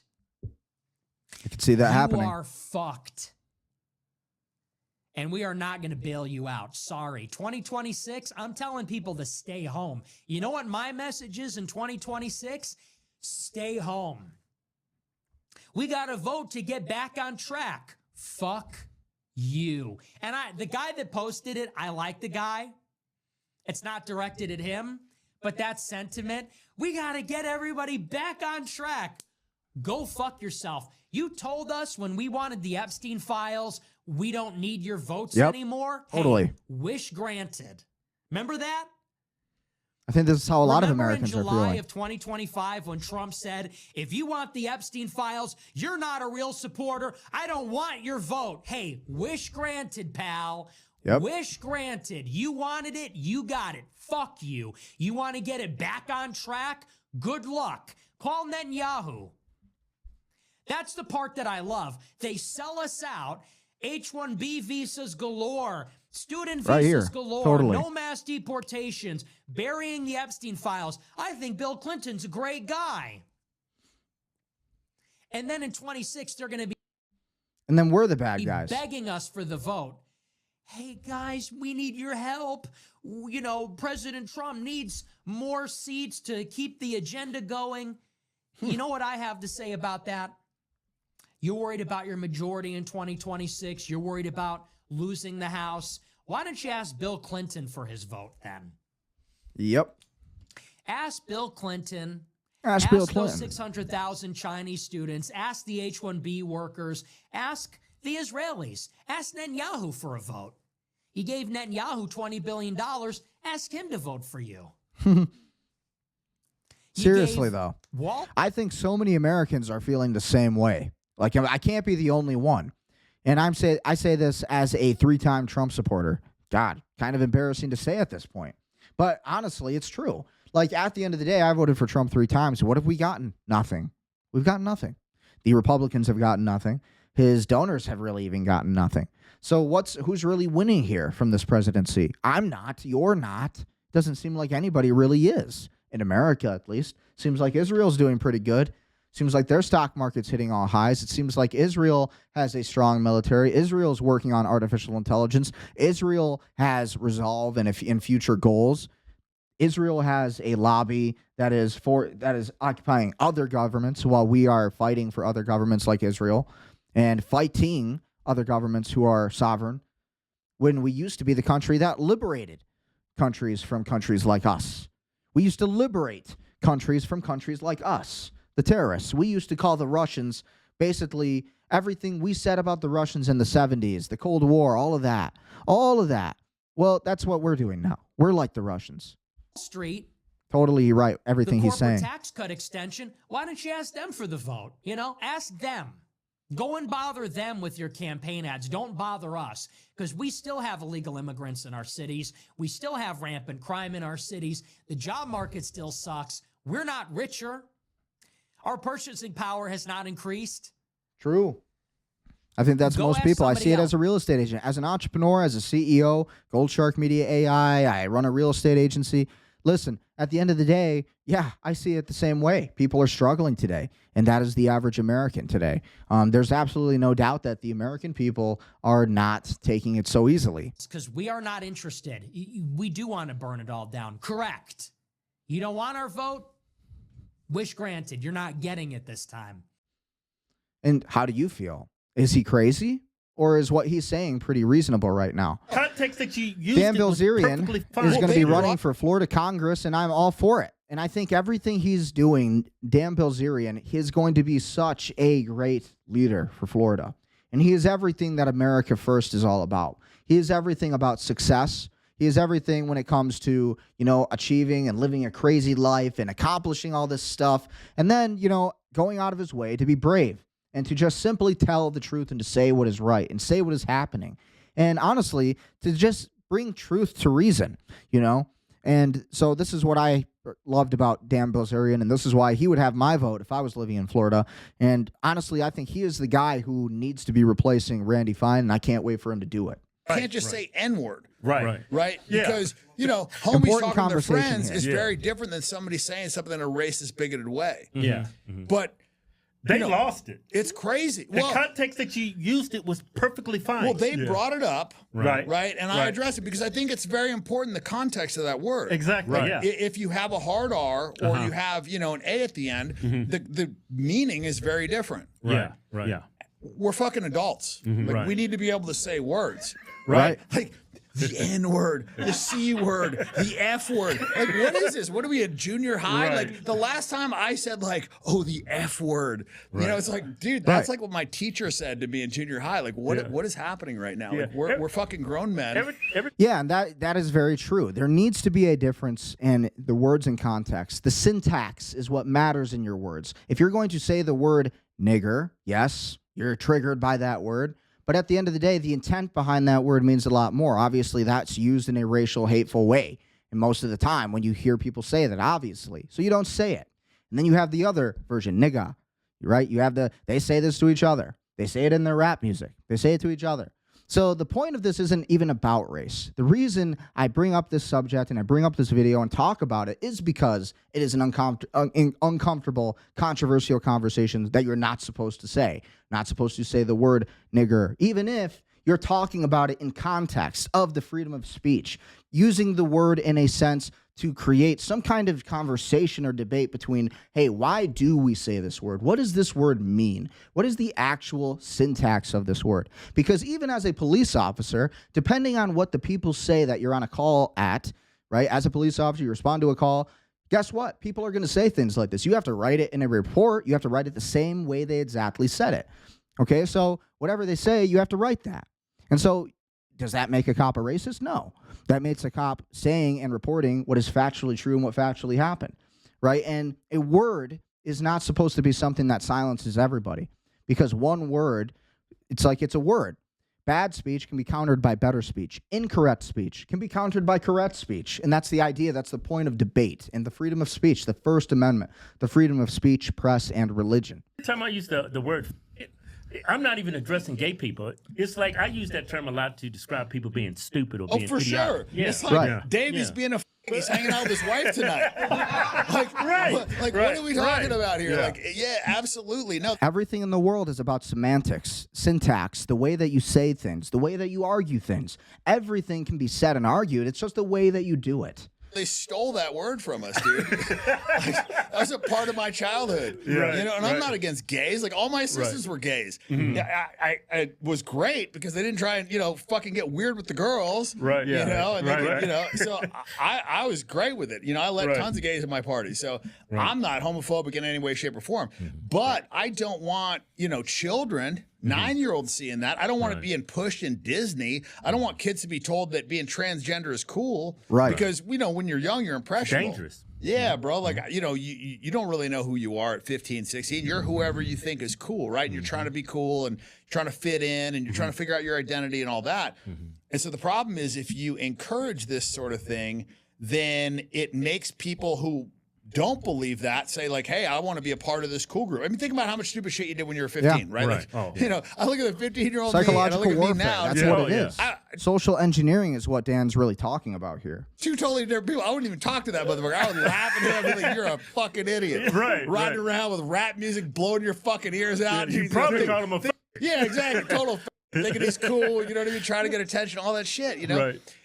And so, just, when people are impressionable, especially the youth, like you can't be trying to push them down roads like that so that they feel like they can fit in. I mean, that's why a lot of people join gangs. They want to fit in. You know, they need want to to feel belong. accepted. Yeah, exactly. Totally Exactly. Just like think about your mentality when you were 14, 15. Like you just want to fit in. You wanted to be cool. You wanted people to like you. Yeah. Right. And so that's my issue with it just being force fed. Like I don't care about gays. Like, it's natural to have like 10% of the population be gay. It's like whatever. It doesn't bother me. I don't give a shit what you do. But I don't need to see it all the time. Right. I don't need there to be like every commercial today that you have that you see, whatever, no matter what platform or streaming platform, whatever you watch, whether it's YouTube, constantly in your face. They just put it everywhere today. They put it everywhere in all the movies, all the TV shows. They just shove it down the throats of the entire American population, the entire world population. And it's because there is an overriding agenda to destroy the populations, to create a lower birth rate. And part of the ways of doing that is to make people homosexual. You make enough gay people in a country, guess what that stops? The birth rate. Because you have all these dudes sleeping with each other. Instead of like doing the natural thing, right? You get married, you have children, you have a lot of them, right? And that's what I'm all about here is, the truth. We need to have these conversations and say the things that Dan is saying because it's just common sense. And that's what it is. It's just true. 30% gays in movies. You know, like, dude, they put it in everything now. I'm looking at all these shows, they have to put, gay people in. I mean, I'm not pushing back on it, but it's just sometimes it feel like they're forcing it down your throat. It's just too much. Well, if you really zoom Sometimes out, it feels honestly, that way. They are if we're doing that. calling a spade here, it's an attack on whiteness. That's what it is. Like this whole DEI thing, everything that's being pushed by Hollywood, it's the white guy in every movie is a fucking total cucked out beta male. Right. His wife you is see it all cheating the on him, time. and he's apologizing for it, trying to send her see flowers this all because the she time. fucked another dude. I mean, it's crazy. The subservience. Like how the boss So bitch, true. like this is just nonsense. Right. And Every movie now, the girl is the hero. The girl is the badass. The girl is the one who saves the man, the 300-pound bodybuilder from the fire. Like, you see the most ridiculous crap today, and it's so true. That Sweeney, the actress, that new role she got in Euphoria. I think they're embarrassing her. I think it's a Oh, total yeah. humiliation ritual, and like all, producer, director, it's all Jewish, Jewish. right? Yep. So it's like, once again, Jews embarrassing That's Gentiles. what the Jews do. I was like, how many times are you This is see Hollywood. This, shit? This It's is what like Hollywood Ground- does. This is what Hollywood Groundhog does. Day with this fucking Total debauchery. Total debauchery. And that's what it's all about. Destroying just degrading the culture of a society so it can rule over the ashes. This is ultimately the psychology of those in power today. Just now, President Trump confirms the United States government is now bailing out Spirit Airlines, which is on the verge of collapse. Trump even said he already has a new CEO selected. We're looking at helping him. We have 18,000 people that live in this country, some great people and great employees. We're thinking about doing it, helping them out, meaning bailing them out or buying them out. Isn't that just so great? So you get $2,000 maybe, if you're lucky, if you file the tax stuff in time and do all of that. You get maybe $2,000 at the end of the year and your taxes back. And then meanwhile, Spirit Airlines, they couldn't run their shit right, and so they get all this money for free and get bailed out. That's basically what's happening. So Spirit is an airline that's had some trouble. They were going to merge with People Express, or one of them, a number of years ago, and Barack Hussein Obama decided it was a bad idea. How did that work out? It's bad for both of them. That would have been a natural merger. Not United and American, but Spirit and the other. We're looking at helping them. We have 18,000 people that live Of course. in this country that are great people and great employees, and we're thinking about doing it, helping them out, and meaning bailing them out or buying it. I think we just buy it. Can you bail out the American people, please? What about the American people? What about the mechanics? What about the teachers? What about the animal control officers? What about the police officers? What about the people who actually deserve it? What about the people who are actually putting their life on the line and doing stuff? What about the people who are actually out there building the U.S. economy, the construction workers? What about the people building the roads? What about the truckers? Where's their bailout? Where is their bailout?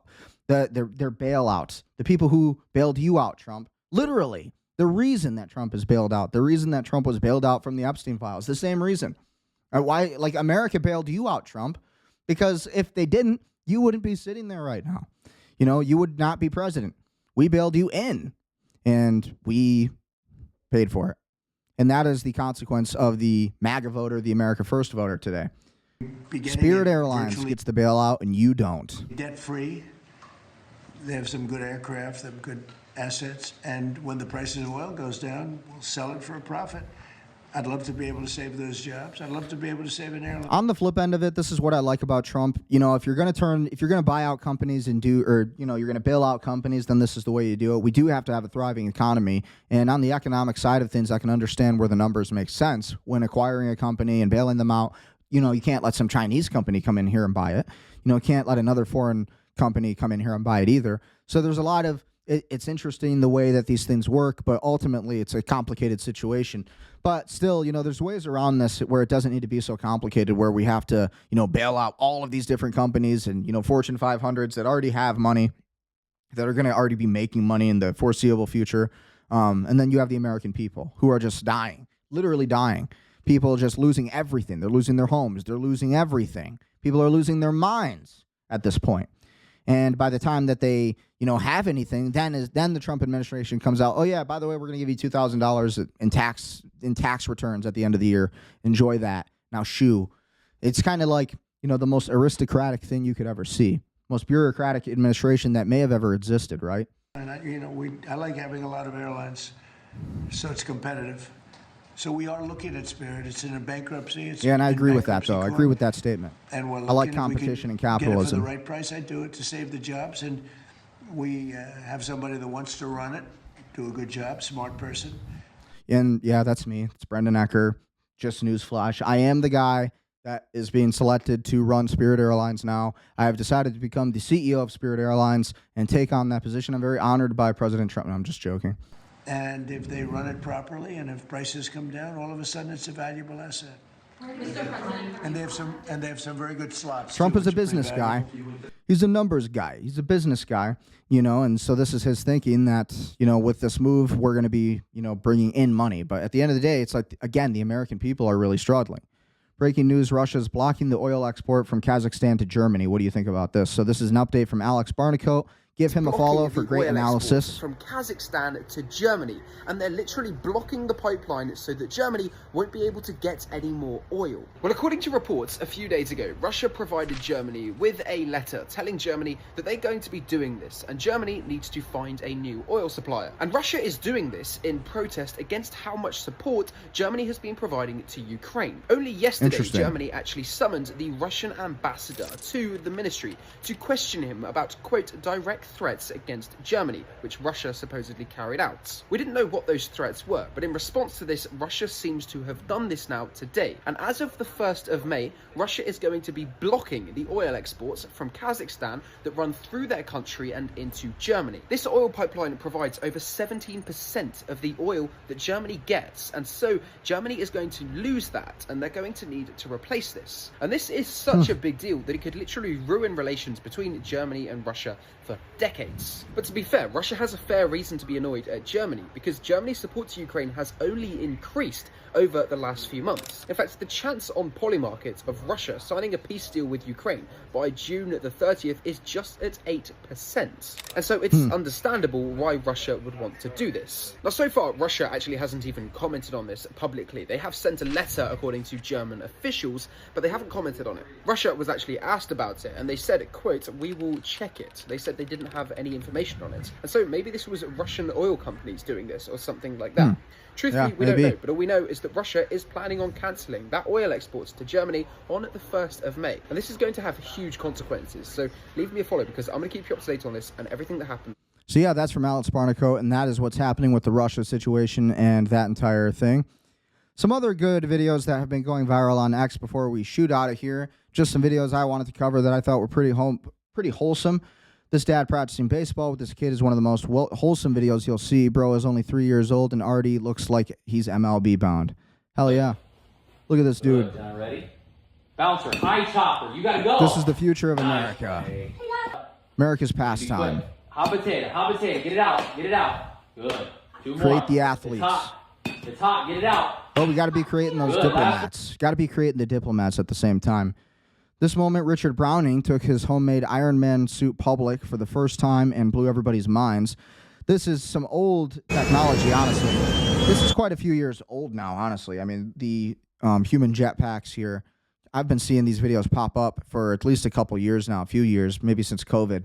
What do you guys think about this? Won't be long before everybody's got one. These will be low cost. You'll be buying these from your local dollar store for just $10. Get your jetpack for 10 XRP, for 10 Bitcoin. And that'd be a lot of Bitcoin, right?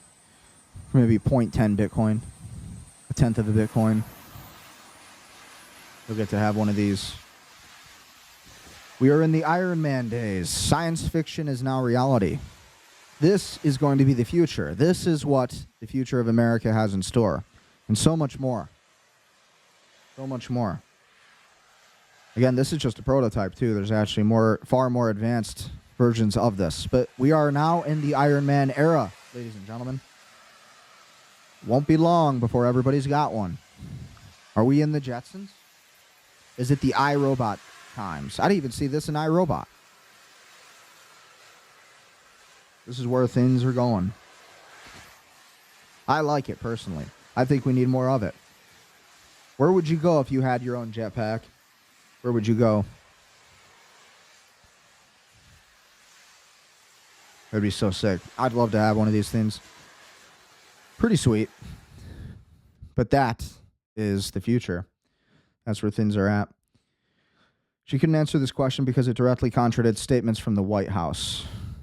No, you're evading a question because to provide a candid response to the committee would contradict a statement from the White House as a result of last summer's airstrikes, quote, Iran's nuclear enrichment program was obliterated, end quote, correct? That's right. And is that in fact the assessment of the intelligence community? Yes. So the assessment of the intelligence community is that Iran's nuclear enrichment program was obliterated by last summer's airstrikes. Yes. In the opening statement you submitted to the committee last night also stated, quote, there has been no effort since then to try to rebuild their enrichment capability, end quote, correct? That's right. And that's the assessment of the intelligence community. Yes. The White House stated on March 1st of this year that this war was launched and was, quote, a military campaign to eliminate the imminent nuclear threat posed by the Iranian regime, end quote. That's a statement from the White House. Was it the assessment of the intelligence community that there was an imminent nuclear threat posed by the Iranian regime? The intelligence community assessed that Iran maintained the intention to rebuild and to continue to grow their nuclear enrichment capability. Was it the assessment of the intelligence community that there was a, quote, imminent nuclear threat posed by the Iranian regime, yes or no? Senator, the only person who can determine what is and is not an imminent threat is the president. False. This is the worldwide threats hearing where you present to Congress national intelligence, timely, objective, and independent of political considerations. You've stated today that the intelligence community's assessment is that Iran's nuclear enrichment program was obliterated and that, quote, there had been no efforts since then to try to rebuild their enrichment capability. Was it the intelligence community's assessment that nevertheless, despite this obliteration, there was a, quote, imminent nuclear threat posed by the Iranian regime? Gets her yes right or no? here. It is not the intelligence community's responsibility to determine what is and is not an imminent threat. Okay. That is up to the president based on a volume of information it is precisely that he receives. It is precisely your responsibility. You're here to be timely, objective, and independent of political considerations. Exactly what I'm doing. No, you're evading a question because to provide a candid response to the committee would contradict a statement from the White House. Got her. And I thought that was quite you're a nice evading soundbite. a question. But that's what we're dealing with. That's what we're dealing with, honestly. Like, this is the level of corruption that we're dealing with in the United States and from our politicians, from our representatives, all of it.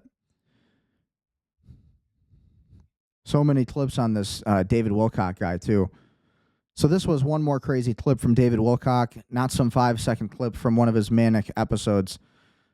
So again, this was supposedly, take what you want of it, regardless of your thoughts on David Wilcock and his extraterrestrial beliefs. Some people think he's a little bit of a schizo. Some people think he's a little crazy. I grew up watching Ancient Aliens. I watched all of his analysis, his research. I always found him to be pretty sharp and dialed in. So this was his statement recently, and then here today, allegedly he committed suicide. And he had said even before that he would never commit suicide. So crazy stuff. And we've been seeing all these nuclear engineers and all these scientists that have been getting killed. And then here these statements are being made days before this guy's death. So let's take a listen Honest to this. God. So who knows? Central casting? What do you think? This is true, folks. You need to stop this shit. Is this Operation Bluebeam or is this the truth? What do you think? We have to be objective about the facts and realize that everything is a world stage and there is a real central casting directing company, a talent agency that hires actors specifically to create chaos and crises. And so we have to understand that even though I do believe in extraterrestrials and I believe that all of that could exist, obviously the Greys, the Reptilians, the Andromedans, I believe all of that. But at the same time, I also believe in the theories that, there are different objectives, that the U.S. military is just strictly doing this to create some kind of chaos in the world, and especially in America. What do you think about this video, though? Some things I don't mind talking about. I don't like talking about this. What the hell are you doing, dude? Very suspicious. You're going to lose. You're not going to win. Died right after this. It's inevitable. We already know because the future timeline is fixed. This particular timeline that we're on leads to your defeat. There is no getting around that. I think he's talking You are to Trump. not being in integrity. but you don't care. But if you don't do this, I don't know what he's saying. we he are needs to do. screwed, man. You think this is all natural? You think nobody's coordinating any of this stuff? You think I want to talk about this? You think I want to be up here on this fucking camera talking about this shit? Interesting video. Sorry. Why was I waking up under hypnosis? Now, I will say, the time I spent as a cop, met a lot of people like this. So you gotta be objective about facts here. But at the end of the day, I keep an open mind, and I like to entertain the impossible, because it's easy to just say, well, aliens don't exist. Oh, well, this person's crazy. You know, those are the people I like to pay a little bit more attention to. You know, maybe these people are onto something. Maybe there's a reason that they go a little crazy, you know. And at the end of the day, I mean, I think there is a lot of reasons. I think there's a lot of truth to what David Wilcock was onto and the research and a lot of these ancient aliens and these people and these investigators. You know, although I do believe in Project Bluebeam being a very real thing to distract the American public and, you know, to stop a real kind of revolution or something like that, I see all of that existing. But at the same time, this is a guy who's been warning of all of those different possibilities existing. He's been warning of all of the different outcomes. Very much like an Alex Jones type, I would say, but crazy like a fox, like I would say. And that's kind of why I could put them in the same boat. But at the end of the day, I also find them to be what you would call truth seekers, what you would call, you know, the conspiracy nuts, right? You call them a little crazy. But at the end of the day, they end up being right a lot of the time. So that's why we're covering this. Why was I walking out the door of my house in the middle of the night hundreds of times as a child, and I couldn't remember where I was going? It's called sleepwalking. But there's always a and at the end of the thing, they just make me why do we dream? Why do we walk sleepwalk? back to where right? I was, and then the memory is lost. And I don't remember what happened, but now I do. Now I do. Right? There's a resurrection there. Again, this guy committed He comes up suicide and he holds today. out his hand like this, and Agent Smith shoots But at said him. he would never commit suicide. Always expected that he'd be killed one day. Here, who knows? Maybe he was. Maybe he knew too much. And all the bullets come down. They end up being like this. He's talking about the scene from The Matrix right now where he brings And the that moment bullets was down. very powerful. You know, the villain Agent Smith is very, very powerful. So that moment where the hero is able to transcend death.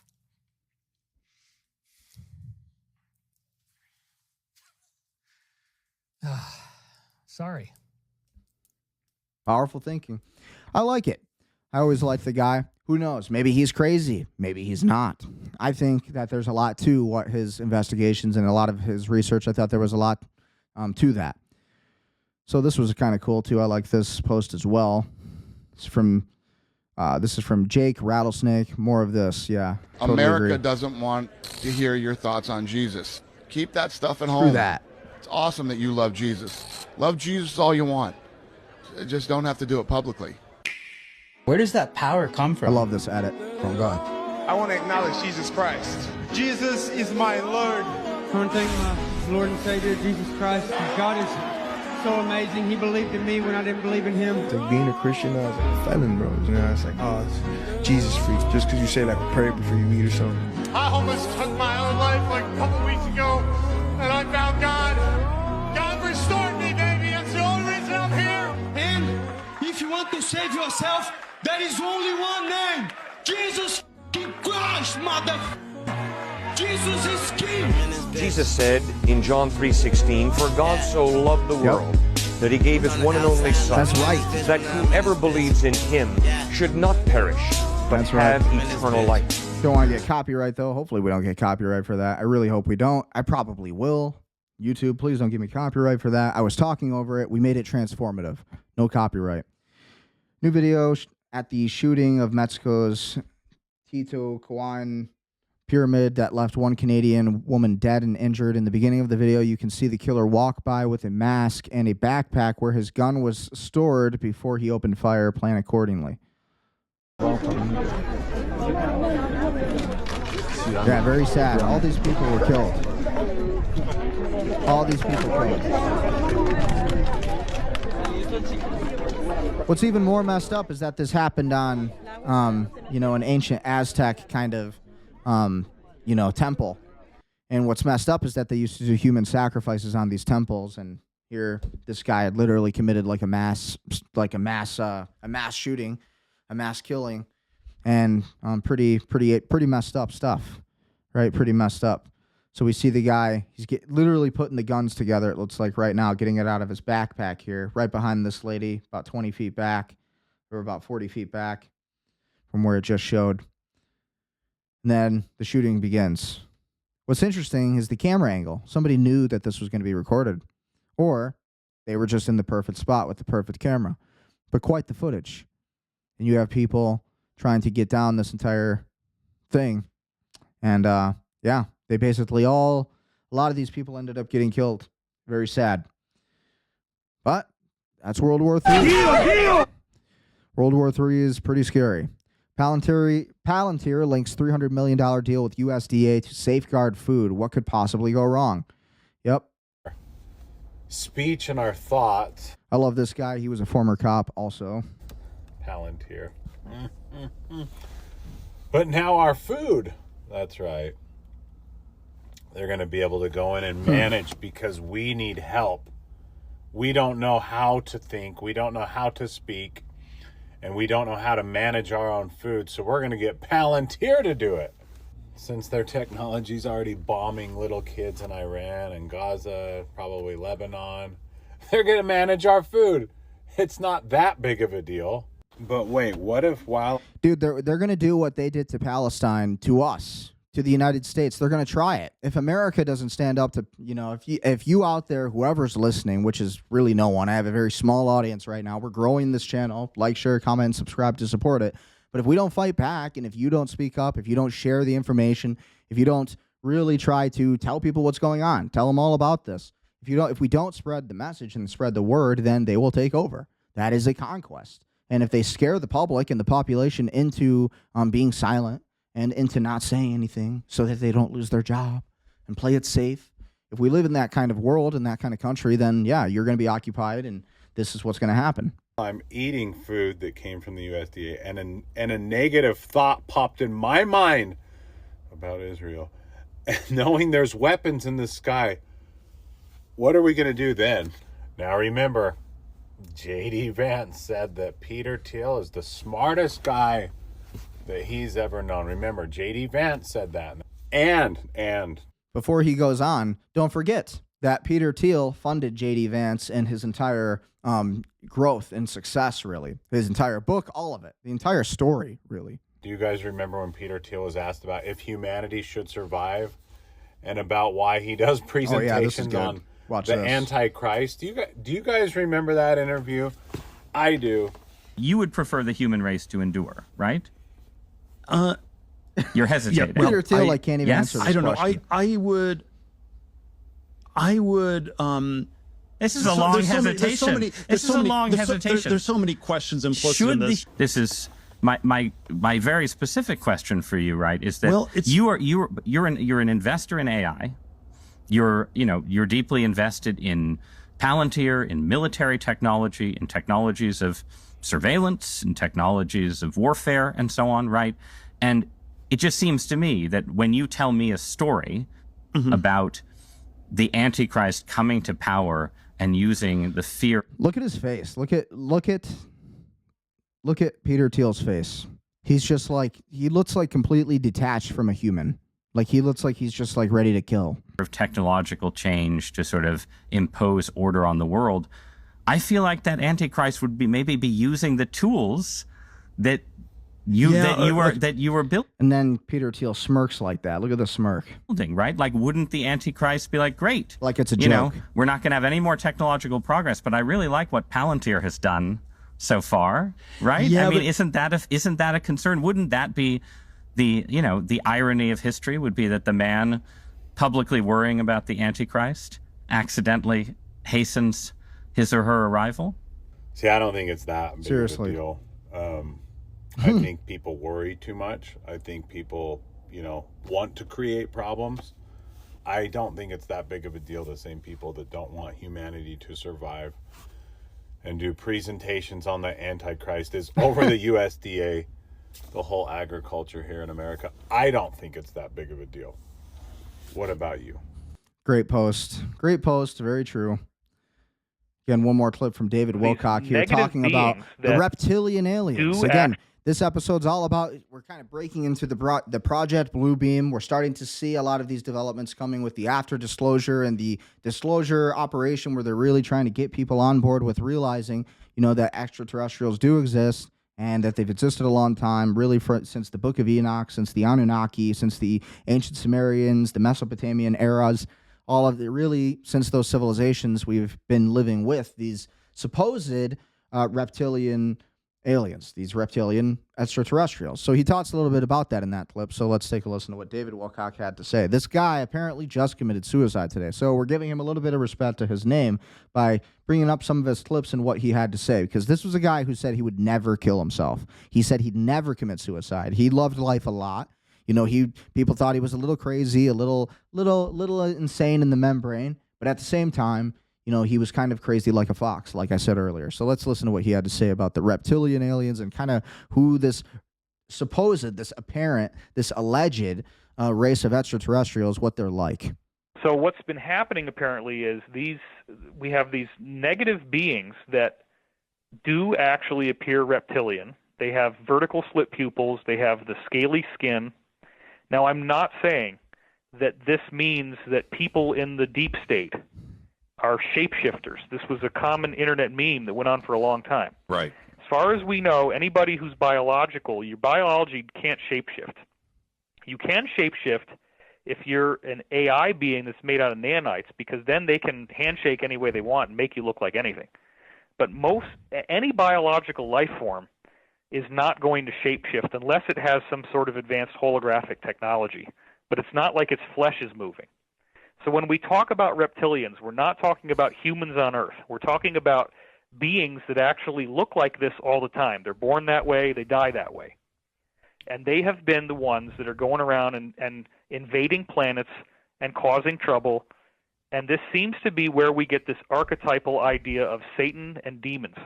Because when we look at what we think that is, it looks very, very similar to how these beings look, with really the only exception being that as far as we know, they don't really have any long tails. They might have short little stubby tails. They do have claws on their fingers and feet. They don't have horns on their head, but they do have the scaly skin. They do have the vertical slit pupils. They are very muscular, and they're very, very ferocious and terrifying.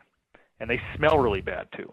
So it's interesting. I mean, this is supposed to be a description of what, based on his research, David Wilcock's research into extraterrestrials, this is what he says to know about what the government is hiding on extraterrestrials and reptilian aliens and what they're like and what they look like. So who knows if that's real? Some people don't believe in aliens. They refuse to believe it. They look the other way. I prefer to entertain these ideas because at the end of the day, you never know what could be true. We never know. Out of all the different things they give you, the part of the disclosure operation and the disclosure project for anything is to slowly distribute information, some of that information being real, some of that information being false.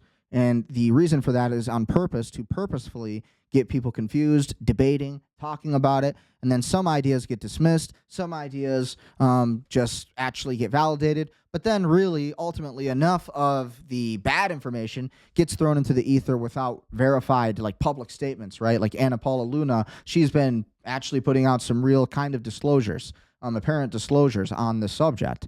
And when they're doing that, you have more of that trust towards the government. But when you have all these statements that, oh, we're going to release this, we're going to release that, all this information, all that information, then you see the fake videos and the fake edits, the CGI edits, and, all the crazy stuff, then it discredits all the real stuff. And so it is designed to get you debating and to doubting, and it's designed to make you doubt. So really, the worst thing you can do when it comes to information, any kind of information, even if it's conspiratorial, even if it's a little crazy and far out like this, we're talking about a story, that centralizes around aliens, extraterrestrials, possibly Project Bluebeam, and really what that was always meant to be, to create a hysteria in the American people and the world for this alien takeover, this hostile alien takeover, and when really that would be an agenda to kind of wipe away all of the crimes that have been committed by the world leaders around the world. And so that's kind of the whole agenda. You know, you cover all of this up with this whole alien agenda. As crazy as it sounds, this has always been kind of part of the Disclosure Project and how they've always been meaning to do it. Breaking, Iran destroys U.S. radars in Gulf states and the weather suddenly changes. Iran was literally facing a 10-year drought, and now it is suddenly snowing in April. That is called weather modification, if you ask me, in my opinion. But then again, in the mountains of northern Iran and near Kazakhstan, that can happen. So we're starting to come towards the end of the major news. This is DevGru SEAL Team 6, the 160th Special Operations Aviation Regiment, conducting MOUT training in New Orleans. Landing helicopters between tall buildings on a city street may seem crazy, but these are the best helicopter pilots in the world.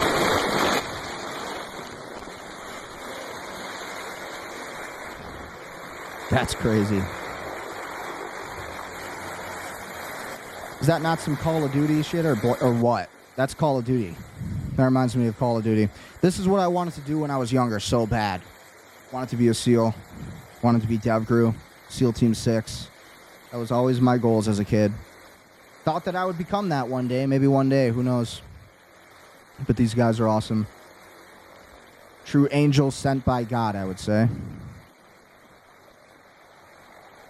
Badasses. Men with green faces. South African white genocide, brave men defending their land in South Africa from hoarded militants who want to kill them. So again, that's happening. This is happening in South Africa right now. Don't think that the war can't come to your doorstep.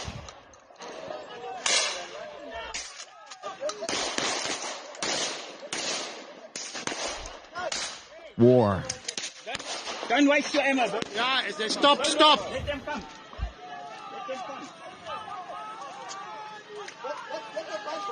That's a war right there, ain't it? That looks a lot like the battles you would see in the show Vikings and all of that kind of stuff. Yeah, this was kind of interesting. Clavicular addresses the criticism of his fans after a clip of him on a phone call with the rabbi got leaked. He reveals it actually worked. 2 hours later, his Snapchat got monetized, and he's now getting paid $7,000 a day. That's $210,000 a month, $2.5 million a year. You can cope, but it literally works. All right, you know what I mean? 2 hours, bro. Literally, listen, it literally works because I got monetized on Snapchat literally like 2 hours later. So, bang, you can cope, but dude, that's $7,000 a day. $7,000 a day, bro, on Snapchat. All right, you know what I mean? 2 hours, bro. Literally like 2 hours later. This is how they're going to take over the country. This is all it takes. You know, like what would be your price? $150 million. Say I offered it to you. Let's say $250 million. What about $300 million? We're coming into an era of crypto. All of these numbers could become very, very real. So how about $300 million? Would that shut you up? Would that get you from stopping talking about Israel? 300 mil? Let's see. I mean, a lot of people will take that offer. The people who get big enough and the people who have big enough reputations and platforms, yeah, they'll get offered this money. The question is, who will accept the money? I got, so it's like, bro, come on. W guy in the chat. You got me right. July viewer here. Yeah. So listen, it literally worked because I got literally worked. I got monetized all you got to do Snapchat is just never like question the state of Israel, later, right? So. That's all you need to do, and you can have whatever you want, whatever your heart's desire. Just give in and sell out your country, and that's all you need to do. President Trump signs off the largest drop in prescription drug prices in history of the United States of America. This was 5 hours ago, released by Fox News. Because, yeah, we need more drugs in America at low cost. So that way you can continue seeing more prescription ads and more Ozempic ads and more Pfizer-sponsored ads on television, right? Thank you, Trump. With this announcement, 17 of the world's largest pharmaceutical companies, representing 80% of the branded drug market, have now agreed to sell their drugs to American patients at the lowest prices anywhere in the world. We're going to have the lowest prices in the world. Yeah, they say that it's for that, but it's not. They say that it's for that, but it's actually for all these other drugs. It's for the next COVID vaccine, so you can die off sooner. It will result in the largest drop in prescription Unreal drug what these prices people in are the history doing. of the United States of America. I mean, that should be front page news, but it won't be. With this announcement. Well, it will be, Trump. Big Pfizer. They spend a lot of money on their advertising campaigns. Did you know that pharmaceutical companies spend the most amount of money on ads? So with that being said, we're coming to the end of our news night. What do you guys think about the news? What do you guys think about everything we've seen tonight? Honestly, I think it's quite crazy. But at the end of the day, be sure to like, share, comment, subscribe.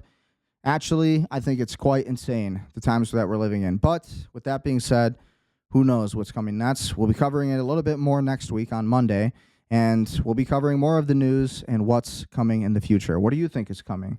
I think we're coming into a long war with Iran. I think we're going to see some higher oil prices. I do think we'll see some positive things with crypto in the near future. I think that's definitely coming. And ultimately, I think there's going to be a real revolution. I think people are going to realize that, you don't have to serve a tyrannical government. And whatever that means, whatever country you're in watching, it only takes one person to wake up and to speak the truth. But the question is, what is the truth worth to you? What are you willing to sacrifice? So at the end of the day, that's all I have to say. Be sure to like, share, comment, subscribe, support the show. And with that being said, I have nothing else. Stay prudent, stay powerful, and stay wealthy.